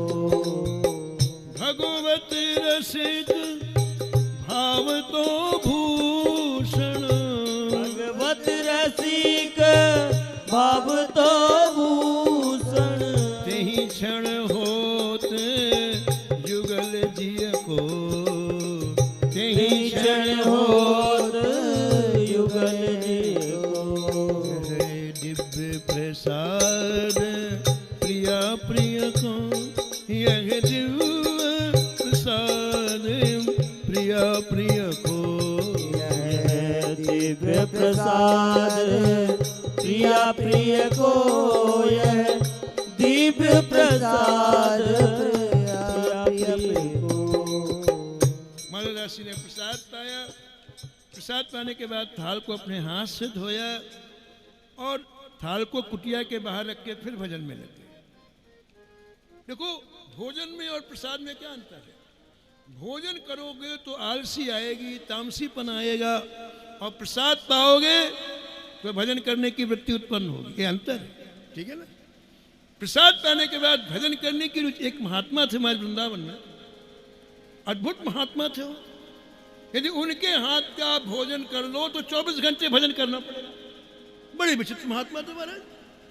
यदि उनके हाथ की रसोई खा तो करना ही पड़ेगा, बिना किए आपका मन ही नहीं मानेगा। ऐसे दिव्य रसिक महात्मा थे वो। तो प्रसाद पाने वालों का भजन होता है, लेकिन खाना खाने वाले भगवान जाने कहाँ जाते हैं। हम वैष्णव प्रसाद पाए, जिससे हमारे जीवन में आह्लाद आए, जिसमें हमारे जीवन में भजन हो। हम वैष्णव लोग प्रसाद पाते हैं। तो प्रसाद पाया फिर भजन में लगे। प्रातःकाल हुआ, पुजारी लोग मंदिर गए हैं, मंदिर में थाल नहीं देखा है, और थाल नहीं देखने से कहाँ गया थाल, सोने का थाल खोजा गया चारों तरफ। कुछ लोग समुद्र के किनारे गए, कुटिया के बाहर थाल को देखा है। माधवदास के ऊपर शंका हुई, इस व्यक्ति ने चोरी की है। अरे 7-7 ताले लगे, बेचारे कहाँ से चोरी करेंगे। लेकिन व्यक्ति की समझ बहुत कम है। महाराज पकड़ लिया, मार लगाई, बांध के डाल दिया। बोले चलो पहले जगन्नाथ जी की आराधना, रोज की सेवा पूजा कर लें, फिर इसकी पिटाई फिर करेंगे। मंदिर में जाके श्री ठाकुर जी को जब स्नान कराने लग गए तो देखा पूरे शरीर में घाव लगे पड़े हुए जगन्नाथ जी के श्री विग्रह में। अरे ये क्या हुआ? भगवान ने कहा हट जाओ यहां से, तुम लोगों ने मेरे माधवदास को जितनी चोट पहुंचाई है मैंने स्वयं उसको सहन किया, ग्रहण किया। यदि माधवदास जी की चोट में नहीं लेता तो मर ही जाते। तुम मारने वाले 100 अकेला, हटो यहां से। जो मेरे भक्त का अपराध करता है उसमें कितने भी गुण हो मेरे काम का नहीं, हट जाओ यहां से। जो अपराध भक्त कर जो अपराध भक्त कर, हाँ राम रोष पावक सो जरई, राम रोष पावक सो जरई। घबरा गए, रोने लग गए ठाकुर जी के सामने। ठाकुर जी ने कहा मेरा नियम है, जो जिसका अपराध करता वो क्षमा करे तब तो मैं स्वीकार करता हूं, नहीं करता। यदि माधवदास जी क्षमा कर देंगे तब तो तुम वापस सेवा पूजा में आ सकते थे। बिल्कुल जाओ, आज के बाद मंदिर कभी आना नहीं। सब मिलके माधवदास जी के पास गए हैं। यह संत का स्वभाव बतलाया गया है। संत किसी की भी गलतियों को कभी हृदय में नहीं रखता है, कभी। आप बताओ, इतना सा हृदय है, या तो दुनिया के विकार रख लो, या दुनिया का द्वेष रख लो, या भगवान को रख लो। क्या क्या रखोगे इसमें? संत के पास जगह खाली नहीं है। बाहर की बात बाहर आई गई। माधवदास जी तो बैठ के भजन कर रहे थे, सब पहुंचे चरणों में गिर पड़े, मारा हमें क्षमा कर दो, क्षमा। माधव भाई किस बात की क्षमा? याद ही नहीं है कि हमको किसी ने मारा, बताओ किस बात की क्षमा? याद दिलाओ भैया। अरे महाराज हमने आपको इतना मारा, आपको याद नहीं है? बोले नहीं।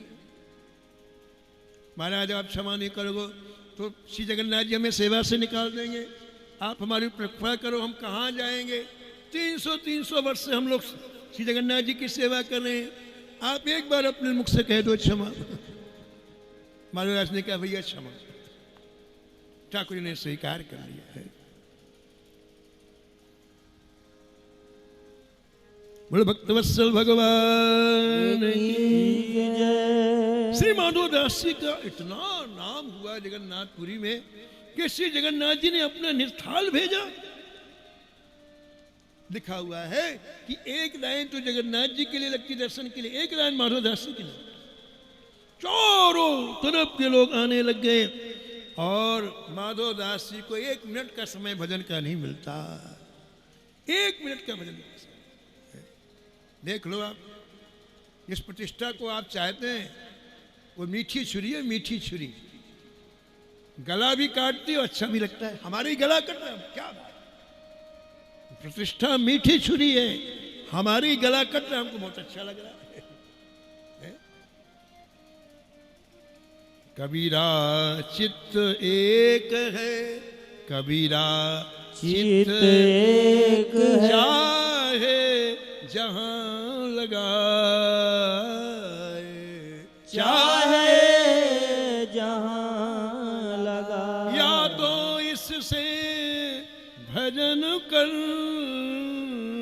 या तो इससे भजन कर, या फिर विषय कमाए,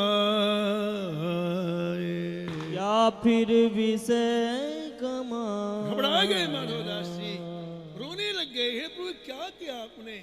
मेरा भजन चला गया। भजन कुछ करो प्रभु, मैं भजन करूं। मैं इसलिए थोड़ी आया हूं। भगवान ने प्रेरणा दी। भगवान कहते तो बुद्धि देते हैं।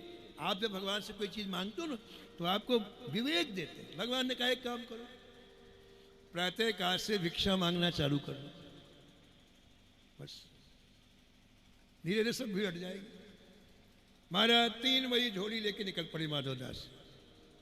और सुबह 4 बजे पलटा नहीं। कहाँ गए बाबा? बोले भिक्षा करने के लिए गए। अरे बाबा मैं कुछ नहीं, भिक्षा करना काहे को जाता।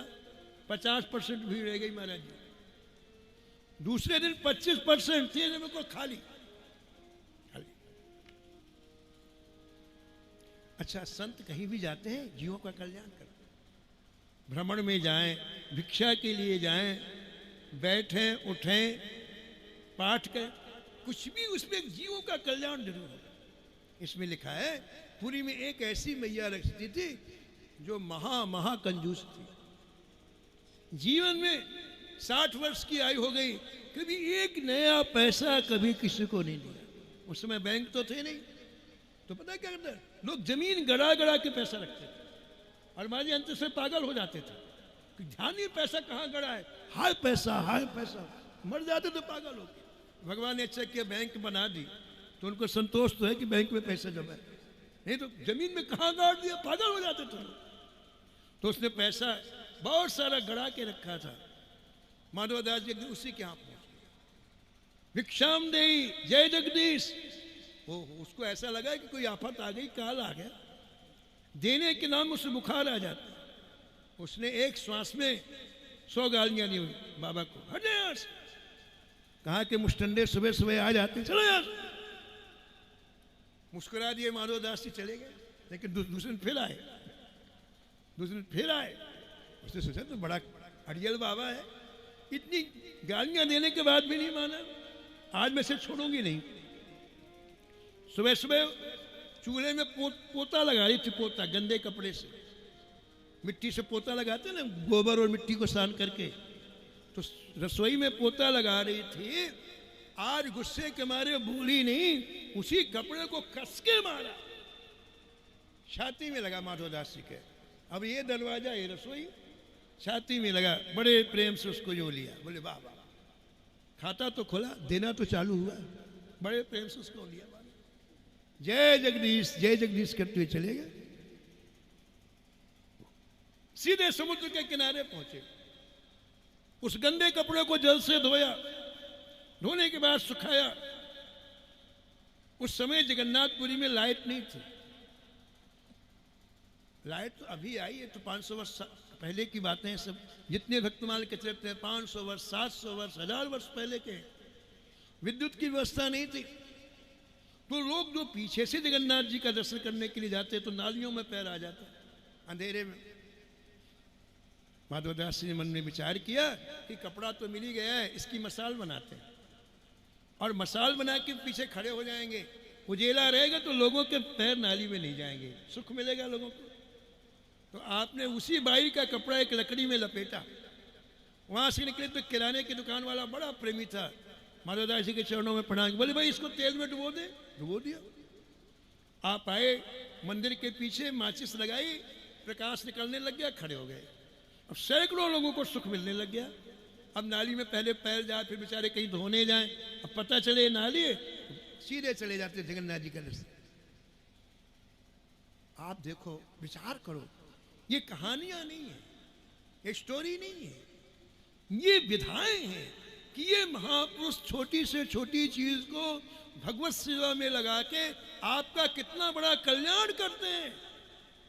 एक फटे सड़े गले का उपयोग किया महात्मा ने, है? वो कपड़ा ठाकुर जी की सेवा में लगा दिया, और वो कपड़ा जैसे जैसे जल रहा है ऐसे ऐसे उस वृद्धा के पाप जल रहे हैं। इधर कपड़ा जल रहा है, उधर उसके पाप जल रहे हैं। और महाराज जी कपड़ा जला और निष्पाप हो गए। आपसे एक प्रश्न बताओ, आप भजन क्यों नहीं करते हो? बताओ। किसी ने फरमान निकाला है कि आप भजन नहीं कर सकते हो? बताओ। पहले तो चलो बादशाह के फरमान निकलते थे, अब तो देश स्वतंत्र है। आप भजन क्यों नहीं करते हैं? किसी ने फरमान निकाला क्या? नहीं, फिर क्यों नहीं करते हैं? बताओ। हमारा पाप हमें भजन नहीं करने देता। गोस्वामी जी ने लिखा है हमारे अंदर जो पाप बैठा ना भजन नहीं करने देता है। क्यों? वो पाप कहता है तू भजन करे मुझे निकलना पड़ेगा। आजकल किराएदार घर छोड़ते हैं क्या? वो पाप कहता है कि तू भजन करे मुझे निकलना है, मैं भजन नहीं करना, ये हमको जाना पड़ेगा। गोस्वामी लिखते हैं, बरवे रामायण लिखी गोस्वामी जी ने बड़ी प्यारी। एक ही एक सिखावत, एक ही एक सिखावत जपतु न आप। एक ही एक सिखावत जपतु न आप। हमने राम नाम की महिमा सुनी, हमने हरि नाम की महिमा सुनी, अब माइक में आपको सुनाने लग गए, है ना? हमने महिमा सुनी आपको सुनाने लग गए। ये सही तरीका नहीं है महाराज जी। यदि हमने सुना तो बैठ के जप करने लग जाए ना कहीं, ये सही तरीका है। नाम की इतनी महिमा है तो हम एकांत में बैठ कर डूब जाए उसमें, लेकिन हम ऐसे नहीं करते। हमने सुना तो आपको सुनाया, आपने दूसरे को सुनाया, उसने तीसरे को सुनाया। भजन कोई नहीं करता। कौन नहीं करने देता? वो सभी लिखते हैं, एक ही एक सिखावत जपतु न आप। तुलसी राम नाम कर बाधक पाप। तुलसी राम नाम कर बाधक पाप। ये पाप समाप्त होती भजन में मन लगता है। उस वृद्धा के पाप जल गए। जलते ही माने जो बेबल होके माधवदास जी को खोजने के लिए दौड़ी, कहाँ है बाबा, कहाँ है बाबा, कहाँ है बाबा। समुद्र के किनारे माधवदास जी को देखा तो गिर पड़ी चरणों में, त्राही माम मुझे क्षमा करो, मुझे क्षमा करो। क्या हुआ? बोले महाराज मैंने आपका इतना तिरस्कार किया, इतनी उपेक्षा की, मेरी गलतियों को क्षमा करें, मेरे ऊपर आप कृपा करें, मैं भी भजन करूं। माधवदास ने कहा, देख देवी, तूने जो पैसे गड़ा के रखे हैं, यदि तू उनको गरीबों में नहीं बांटेगी तो तेरा अंतिम समय बिगड़ जाएगा। क्यों? अंतिम समय में जो याद आता है वहीं जाना पड़ेगा। समझ लो, इस बात को समझ लो अच्छी तरह से। कितना भी भजन करो, अंतिम समय में चित्त जहां जाएगा वहां जाना पड़ेगा आपको। ठीक है? इसलिए तेरा जो चित्त है समय पैसे में, उसको निकाल और गरीबों को बांट, और इसके बाद ले माला भगवान का भजन कर। ऐसे किया और वो भगवान का भजन करने लग गई।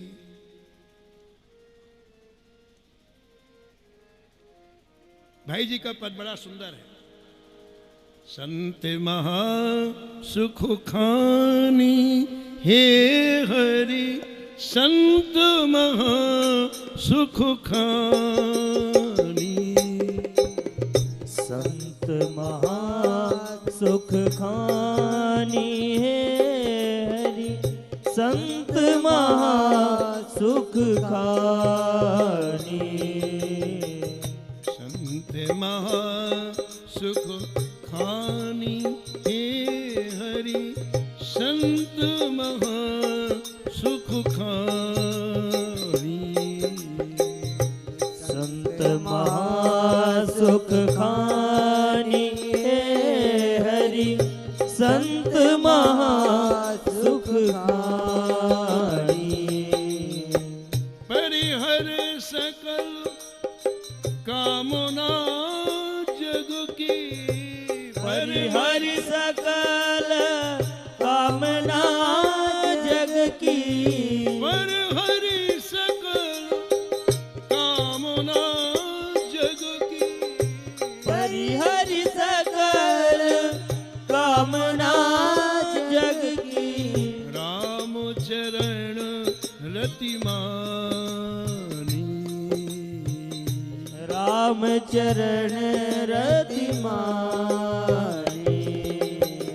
संत महा सुख खानी हे हरि, संत महा सुख खानी।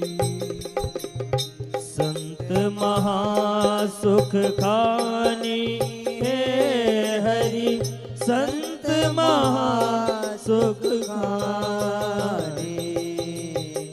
पर दुख दुखी सुखी पर सुख दे, पर दुख दुखी सुखी पर सुख से, दीन विपत्ति निज जानी, दीन निपति निज जानी।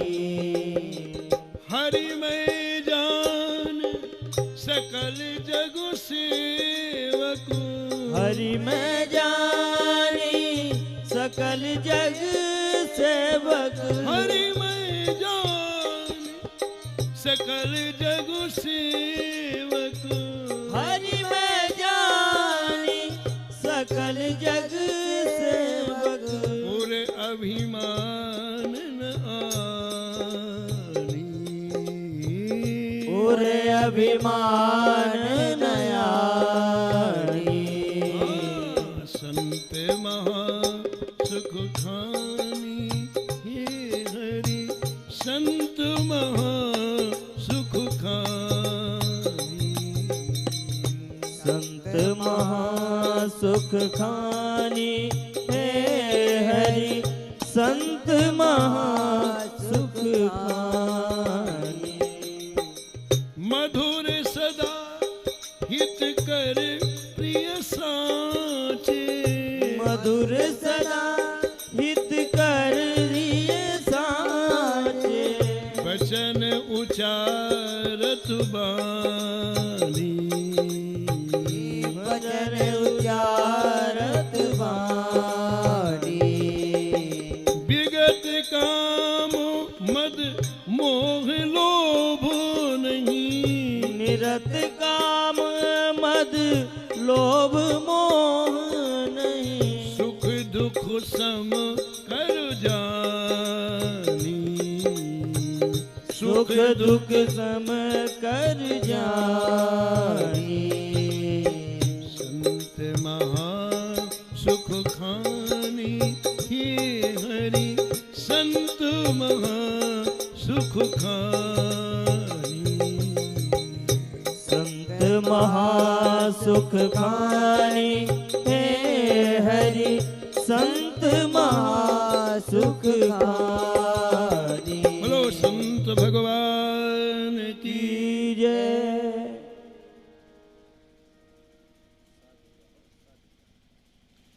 परोपकार संतों के रक्त में होता है, जीवन में नहीं, रक्त में होता है। बिना परहित किए जी नहीं सकते। इसलिए जितने भी संतों का चरित्र है सबका परोपकार में जीवन था। तो श्री माधवदास जी महाराज श्री जगन्नाथपुरी में रहते और ब्रज के रसिकों की वाणी का अध्ययन करते। और एक दिन आपके हृदय में श्री धाम वृंदावन के लिए ऐसी ललक जगी, ऐसी ललक जगी। आप जगन्नाथ भगवान से सीधी बात करते थे। ठाकुर जी से बोले, जय जय, आपकी आज्ञा लेने के लिए आया हूं, मुझे श्री धाम वृंदावन जाना। तो जगन्नाथ जी बोले, हम भी चलेंगे हम भी चलेंगे। माधवदास जी ने सोचा कि इनको ले जाओ तो इनकी व्यवस्था चाहिए। ठीक सुबह बाल भोग, फिर राजभोग, फिर ब्यारू भोग, मैं कहां से लाऊंगा। तो मन में सोचा इनको बिना बताए चला जाऊंगा, साथ आऊंगा ही नहीं सुबह में। सुबह 4 बजे अकेले माधवदास जी चल दिए। पुरी से 7, 8, 10 मील आगे चले। इतनी कसके भूख लगी, इतनी कसके भूख लगी कि चक्कर मार के गिरे। ये वही माधवदास जी हैं जो महीनों चल करके पुरी पहुंचे थे और आज 4 घंटे में भूख लगाई, गिर पड़े। तो पहले जो रास्ते होते थे ना, गांव से गुजरते थे, इधर भी मकान, इधर भी मकान, बीच में रास्ता। तो जहां गिरे वहां कोई बुढ़िया बाहर बैठी हुई थी मकान। अरे बाबा गिर पड़े, क्या हुआ? उसको लगा कि मूर्छित हो गए, बेहोश हो गए। तो आई पानी का छींटे तो मारा, बोले बाबा क्या हुआ? तो पेट पकड़ के बताया, भूख बहुत लगी, बोला नहीं जा रहा है, पेट पकड़ के बताया। तो बाबा को किसी तरह से लाई अपने घर में घसीट घसीट के, और उस समय दही चूड़ा रखा हुआ था, 24 घंटे तैयार रहता है। तो बोले बाबा बैठो, बैठा के दही चूड़ा रखा और माधोदास जी पाने लगे, भूख तो लगी थी।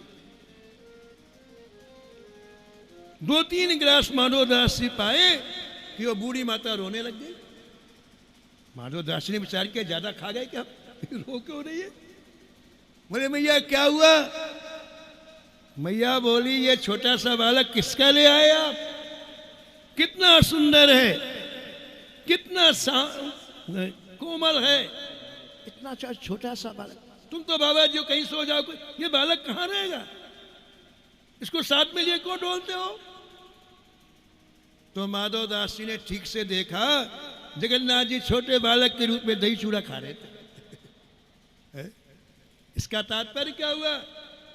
संत की सेवा करने वाले को पहले दर्शन होता, बाद में माधवदास जी को हुआ। देखो, संत की जो सेवा करता है उसका फल सद्या प्राप्त होता है।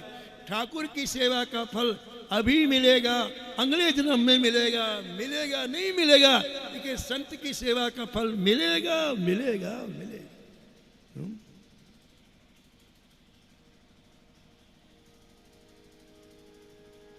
सुंदर श्याम सलोना हे सखी, सुंदर श्याम सलोना।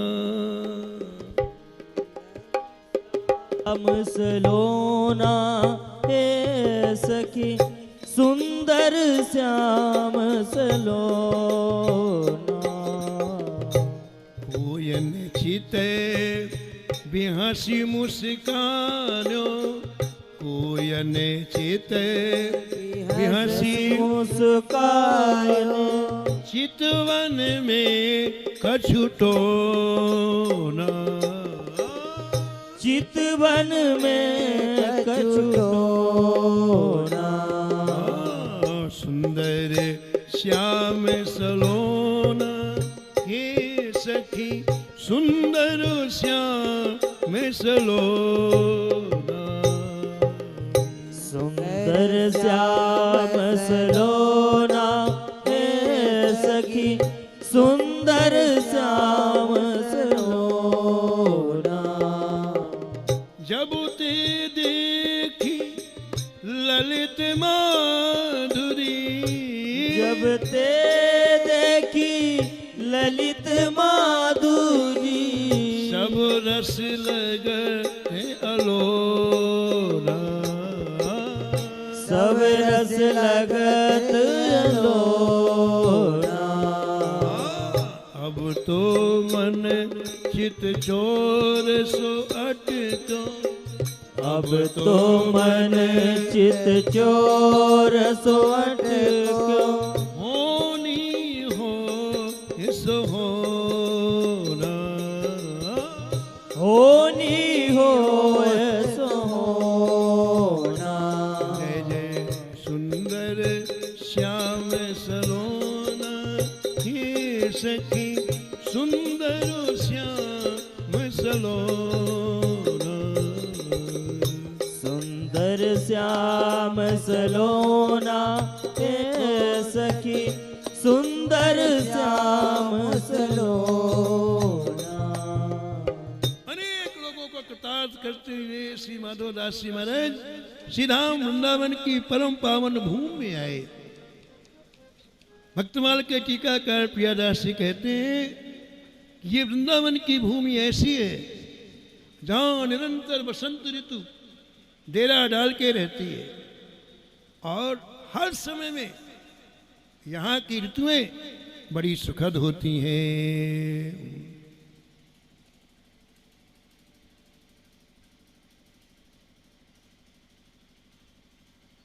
आए वृंदावन जहाँ सदा ही बसंत है, यहाँ हमेशा बसंत ऋतु रहती है।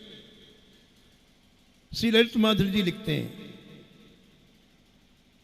श्री वृंदावन बसो निरंतर, श्री वृंदावन बसो निरंतर, यही चित्त अभिलाषा है,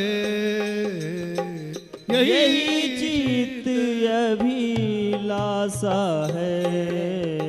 जुगल माधुरी पान करो नित, जुगल माधुरी पान करो नित, छिन छिन यही खुलासा है, छिन छिन यही खुलासा है। सदा बसंत जहाँ नव पल्लव, सदा बसंत जहाँ नव पल्लव, एक रस बारो मासा है, एक दिन बारो मासा है। ललित माधुरी ललित त्रिभंगी, ललित माधुरी ललित त्रिभंगी, ललित हीरा सुविलासा है, ललित हीरास विलासा है। वृंदावन की अद्भुत भूमि जहाँ प्रवेश करते मन बुद्धि चित्त सब खिल जाते हैं। न जाने कितने संतों ने यहाँ भगवान का साक्षात्कार किया, न जाने कितने संतों ने यहाँ अपने भजन के अणु परमाणु को बिखेरा। आज भी इस वातावरण में दिव्य रूप से विराजमान, कैसा भी व्यक्ति आए, कहां से भी आए, लेकिन इस भूमि का स्पर्श पाती पुलकित हो जाता है। मीरा जी जब पहली बार आई वृंदावन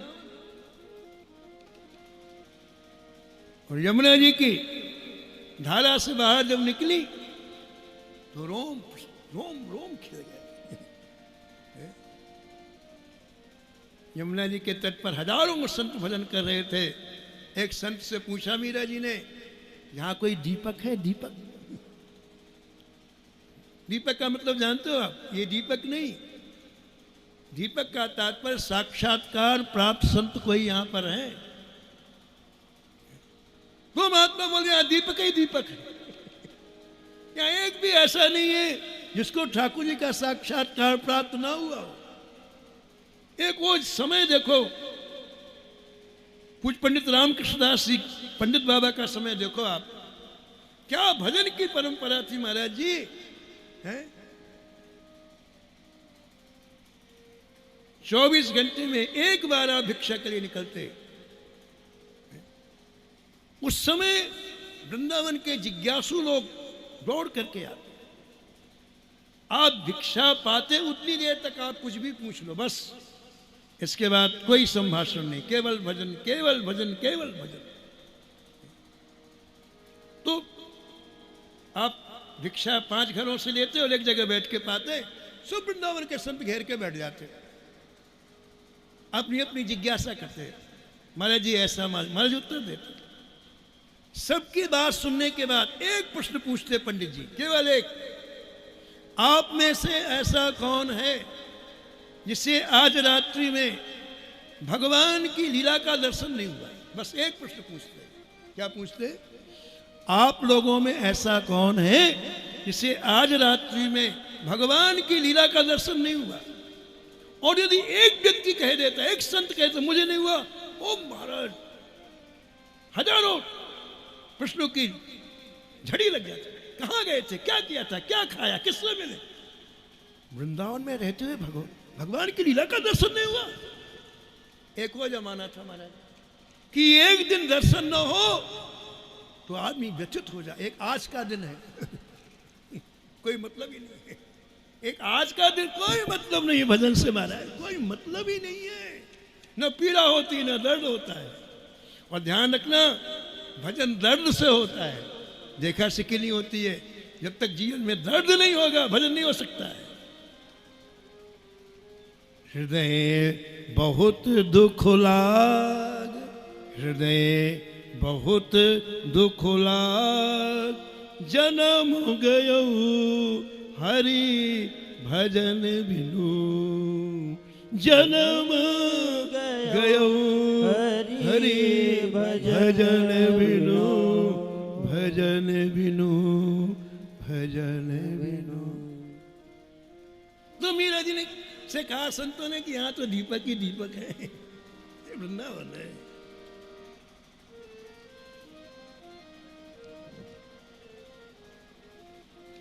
ये रसमय भूमि है, क्या वर्णन किया जाए। मीरा जी का हृदय कमल खिल गया। लागे वृंदावन नीको आली माने लागे वृंदावन नीको लागे वृंदावन नीको आली माने लागे वृंदावन नीको। घर घर तुलसी ठाकुर पूजा घर घर तुलसी ठाकुर पूजा घर घर तुलसी ठाकुर पूजा घर घर तुलसी ठाकुर पूजा। भोजन दूध दही को भोजन दूध दही को। आगे वृंदावन नीको आली माने लागे वृंदावन नीको लागे वृंदावन नीको अली मन लागे वृंदावन नीको। रतन सिंहासन आप विराजे रतन सिंहासन आप विराजे मुकुट धरो तुलसी को मुकुट धरो तुलसी को। लागे वृंदावन नीको हरि मन लागे वृंदावन नीको लागे वृंदावन नीको हरि मन लागे वृंदावन नीको। मीरा के प्रभु गिरधर नागर मीरा के प्रभु गिरधर नागर मीरा के प्रभु गिरधर नागर मीरा के प्रभु गिरधर नागर। भजन बिना नर फीको भजन बिना नर पीको। लागे वृंदावन नीको हरि मन लागे वृंदावन नीको लागे वृंदावन नीको हरि मन लागे वृंदावन नीको। श्री राम वृंदावन में प्रवेश करते ही श्री माधवदास जी का रोम रोम खिल गया। आपने विचार किया सबसे पहले मैं बिहारी जी का दर्शन करूंगा। उस समय बिहारी जी निधिवन में विराजते। स्वामी हरिदास जी श्री बिहारी जी की सेवा स्वयं करते। माधवदास जी पता लगाते लगाते निधिवन गए हैं। सायंकालीन 4 बज गए थे और 4 बजे नित्य प्रति श्री स्वामी हरिदास जी महाराज निधिवन से यमुना तट जाते। आपके साथ सैकड़ों संत जाते। यमुना के तट के बालू में आप विराजमान होते। 1 घंटे तक वहां बैठ करके स्थिर चित्त से आप दिव्य देह से नित्य निकुंज में प्रवेश करते और उस समय निकुंज में जो लीला चल रही होती उसमें प्रवेश कर देते। रोज का काम, रोज 4 बजे जाना 1 घंटे इस स्थूल शरीर से तो यहाँ बैठना, दिव्य देह से भगवान की निकुंज की लीलाओं में सम्मिलित होना, और 1 घंटे के बाद वापस देह में आना और फिर निधि बनाना, रोज का काम था। तो जब माधवदास जी वहां पहुंचे तो स्वामी जी नहीं थे, स्वामी हरिदास जी नहीं थे। आपको भूख लग रही थी, आपने कहा भैया कोई प्रसाद मिलेगा? सेवकों ने कहा महाराज थोड़ी देर ठहरो आप, बस ठाकुर जी का भोग लगेगा, 56 भोग लगता है, फिर आप खूब प्रसाद पाओ। और अभी यदि आपको भूख लगी हो तो उबले हुए चने ले लो आप, छौंके हुए चने ले लो आप। बोले भैया चने दो, बहुत कष्ट के भूख लगी है। तो छौंके हुए चने दे दिया, एक दोने में भर करके। और माधवदास जी ने विचार किया यमुना किनारे चलते हैं, मार्ग में चलकर आए, पहले स्नान करेंगे फिर चने प्रसाद पाए। यमुना जी किनारे गए, स्नान किया। स्नान करने के बाद बाहर निकले तो जो दोना चने से भरा हुआ था उसको उठाकर कहा, हे बिहारी जी आओ आरोगो। अब बिहारी जी तो बिहारी जी है महाराज, इतने भोले भाले हैं कि कोई बुला के ले जाए। बिहारी जी पहुंच गए, बुलाए तो पहुंच गए, खटखट चने खाने लग गए। थोड़ी देर के बाद माधवदास जी ने पाया और इतनी थकान थी, वहीं सो गए, नींद में सो गए। इधर स्वामी हरिदास जी 56 भोग का थाल बिहारी जी के सामने रखा। उस समय श्री ठाकुर जी प्रत्यक्ष होकर के पाते। ऐसे कई चरित्र हैं जहां पर्दा नहीं लगाया जाता था, सामने पाते ठाकुर जी, सामने स्वामी जी के सामने पाते। और भी ऐसे कई महापुरुष जिनके सामने पाते ठाकुर जी। तो आप पा रहे थे, पाते थे, आज नहीं पाया। ऐसे कैसे 56 भोग का थाल रखा है। तो स्वामी जी ने पूछा, जय जय आज आप क्यों नहीं पा रहे हैं? ठाकुर जी बोले, हमको भूख नहीं है। अरे क्या खा लिया आपने? बिहारी जी बोले, चने खा लिए। चने किसने खिला दिया आपको? ठाकुर जी बोले, माधवदास जी ने खिला दिए। हरे राम। स्वामी जी को हरिदास जी को बड़ा गुस्सा आया, तुरंत पर्दा किया, बाहर आए और बोले, देखो भाई कौन महात्मा माधवदास है, बुला के लाओ।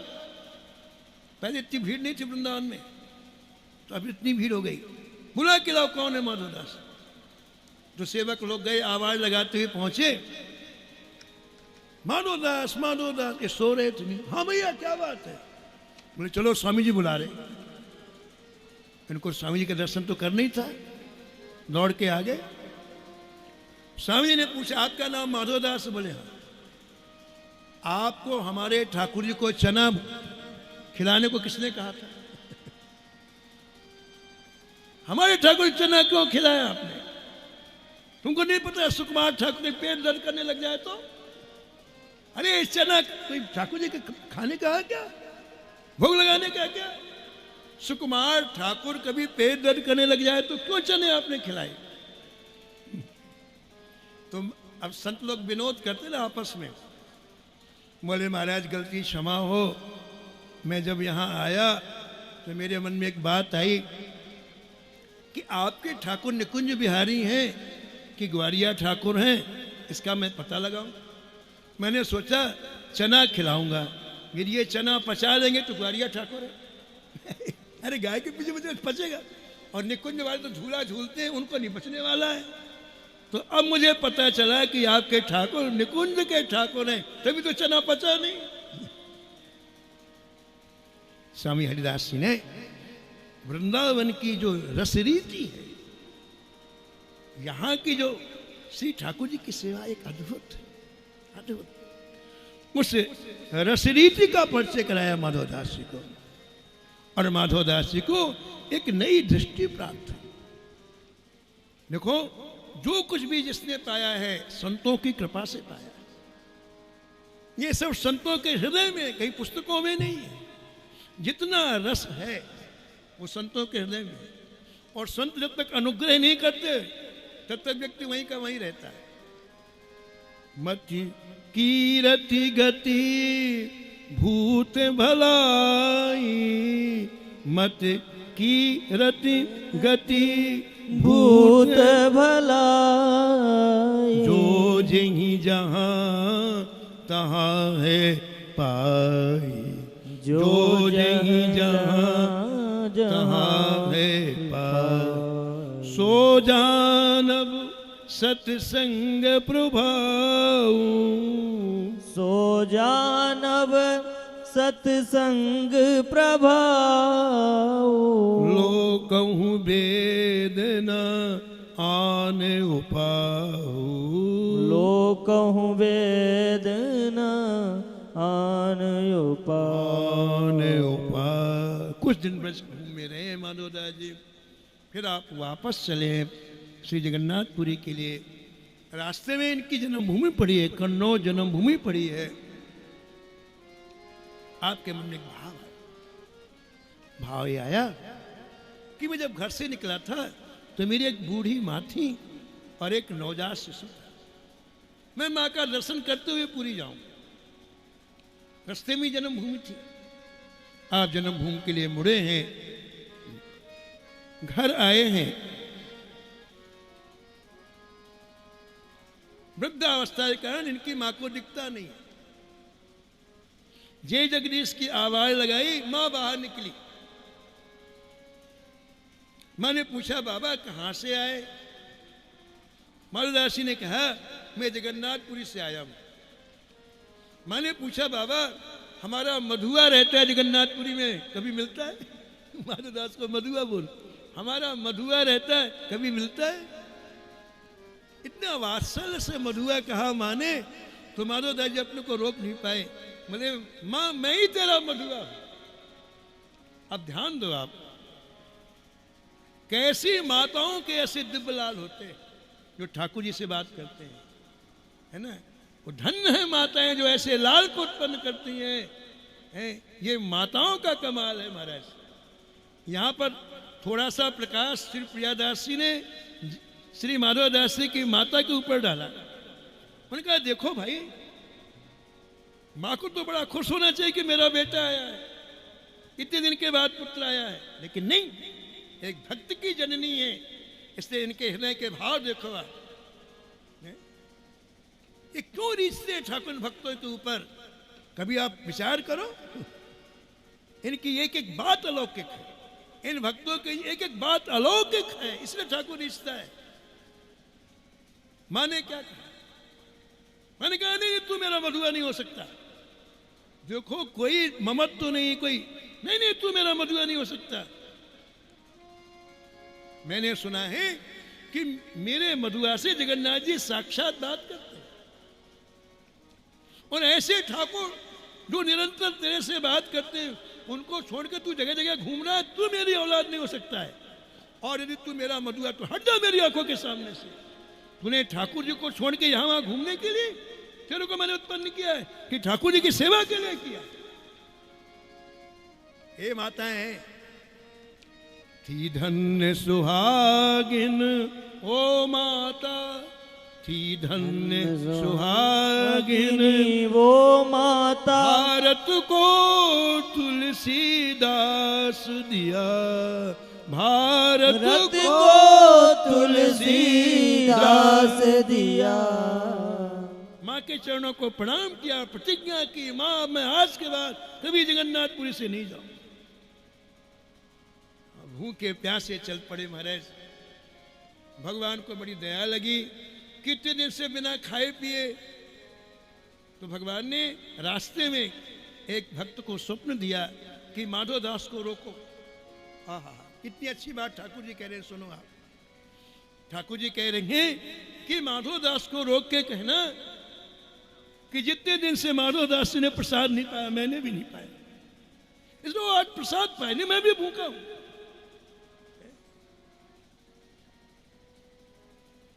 किसकी ममता इतनी होगी बताओ आप?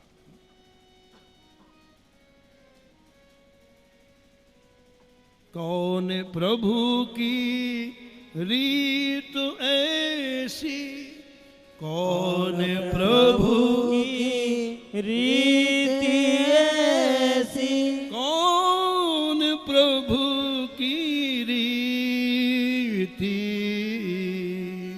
कौन प्रभु की रीति विरध हेतु पुनीत पर हरि विरध हेतु पुनीत परि आवरण पर प्रीति आवरण पर प्रीति कौन प्रभु की रीत ऐसी कौन प्रभु की रीति कौन प्रभु की रीति कौन प्रभु की रीति। जगन्नाथपुरी पहुंचे हैं और हमारे संपूर्ण जीवन श्री माधवदास जी श्री ठाकुर जी का दर्शन करते हुए इस जीवन का परम लाभ लिया है। चरित्र तो बहुत विस्तार से है और एक एक चरित्र इतना रसमय है कि वो कुछ घंटों में पूरा नहीं हो सकता, लेकिन यहाँ कुछ महाराज जी के चरणों में हाजिरी देनी थी। हाजिरी जानते हैं, अटेंडेंस 1 मिनट में अटेंडेंस हो जाती है, तो पूज भक्तमाली जी के चरणों में आज हाजिरी देनी थी। इसलिए हमने अति संक्षेप में श्री माधवदास जी के चरित्र का वर्णन किया। जैसे सरल हमारे महाराज जी थे वैसे सरल माधवदास जी थे, इसलिए इनका चरित्र वर्णन किया। आप लोगों को जो बात अच्छी लगी हो वो गुरुजनों की है, और जो बात कड़वी लगी हो हमारी, उसे आप क्षमा कर देना। हम आज सभी संतों के चरणों में बार बार प्रणाम कर रहे हैं। हमारे परम प्रिय श्री राम सेवकदास जी, जिन्होंने हमें इस अवसर दिया कि महाराज जी के चरणों में बैठ के थोड़ी देर गुणगान सुनाएं, उनके चरणों में प्रणाम। आपने इतनी देर तक एकाग्रता पूर्वक श्रवण किया, आपके चरणों में बार बार प्रणाम करते हुए हम वाणी को ही विराम देते हैं। 2 मिनट के लिए आरती होगी, फिर आप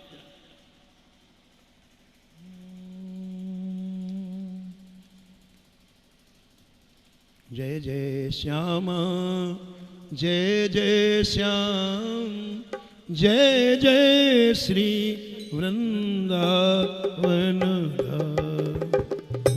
जय जय श्यामा जय जय श्याम जय जय श्री वृंदावन धाम। जय जय श्यामा जय जय श्याम जय जय श्री वृंदावन जय जय श्यामा जय जय श्याम जय जय श्री वृंदावन धाम। जय जय श्यामा जय जय श्याम बोलो जय जय श्यामा जय जय श्याम जय जय श्याम जय जय श्याम जय जय श्यामा जय जय श्याम जय जय श्याम जय जय श्याम जय जय श्री वृंदावन जय जय श्यामा जय जय श्याम जय जय श्री वृंदावन धाम। नमो नमो श्री भक्त सुमाल नमो नमो श्री भक्त सुमाल नमो नमो श्री भक्त सुमा नमो नमो श्री भक्त सुमा।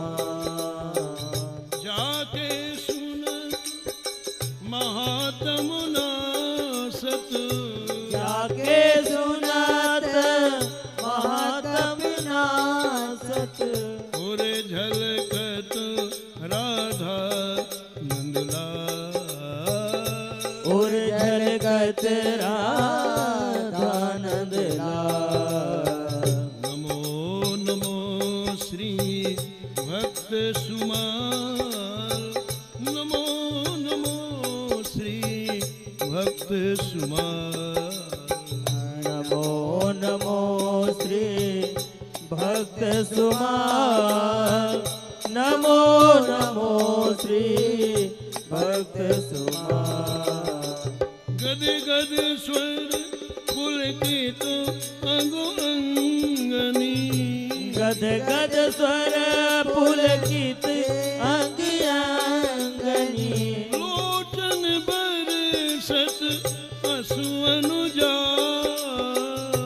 लोचन बरसत असुवन जान। कर जात अभिमान ब्याल विष, उतर जात अभिमान व्याल विष। लेत जीवाए सुरस कहीं का, लेत जीवाय सुरस तेगा।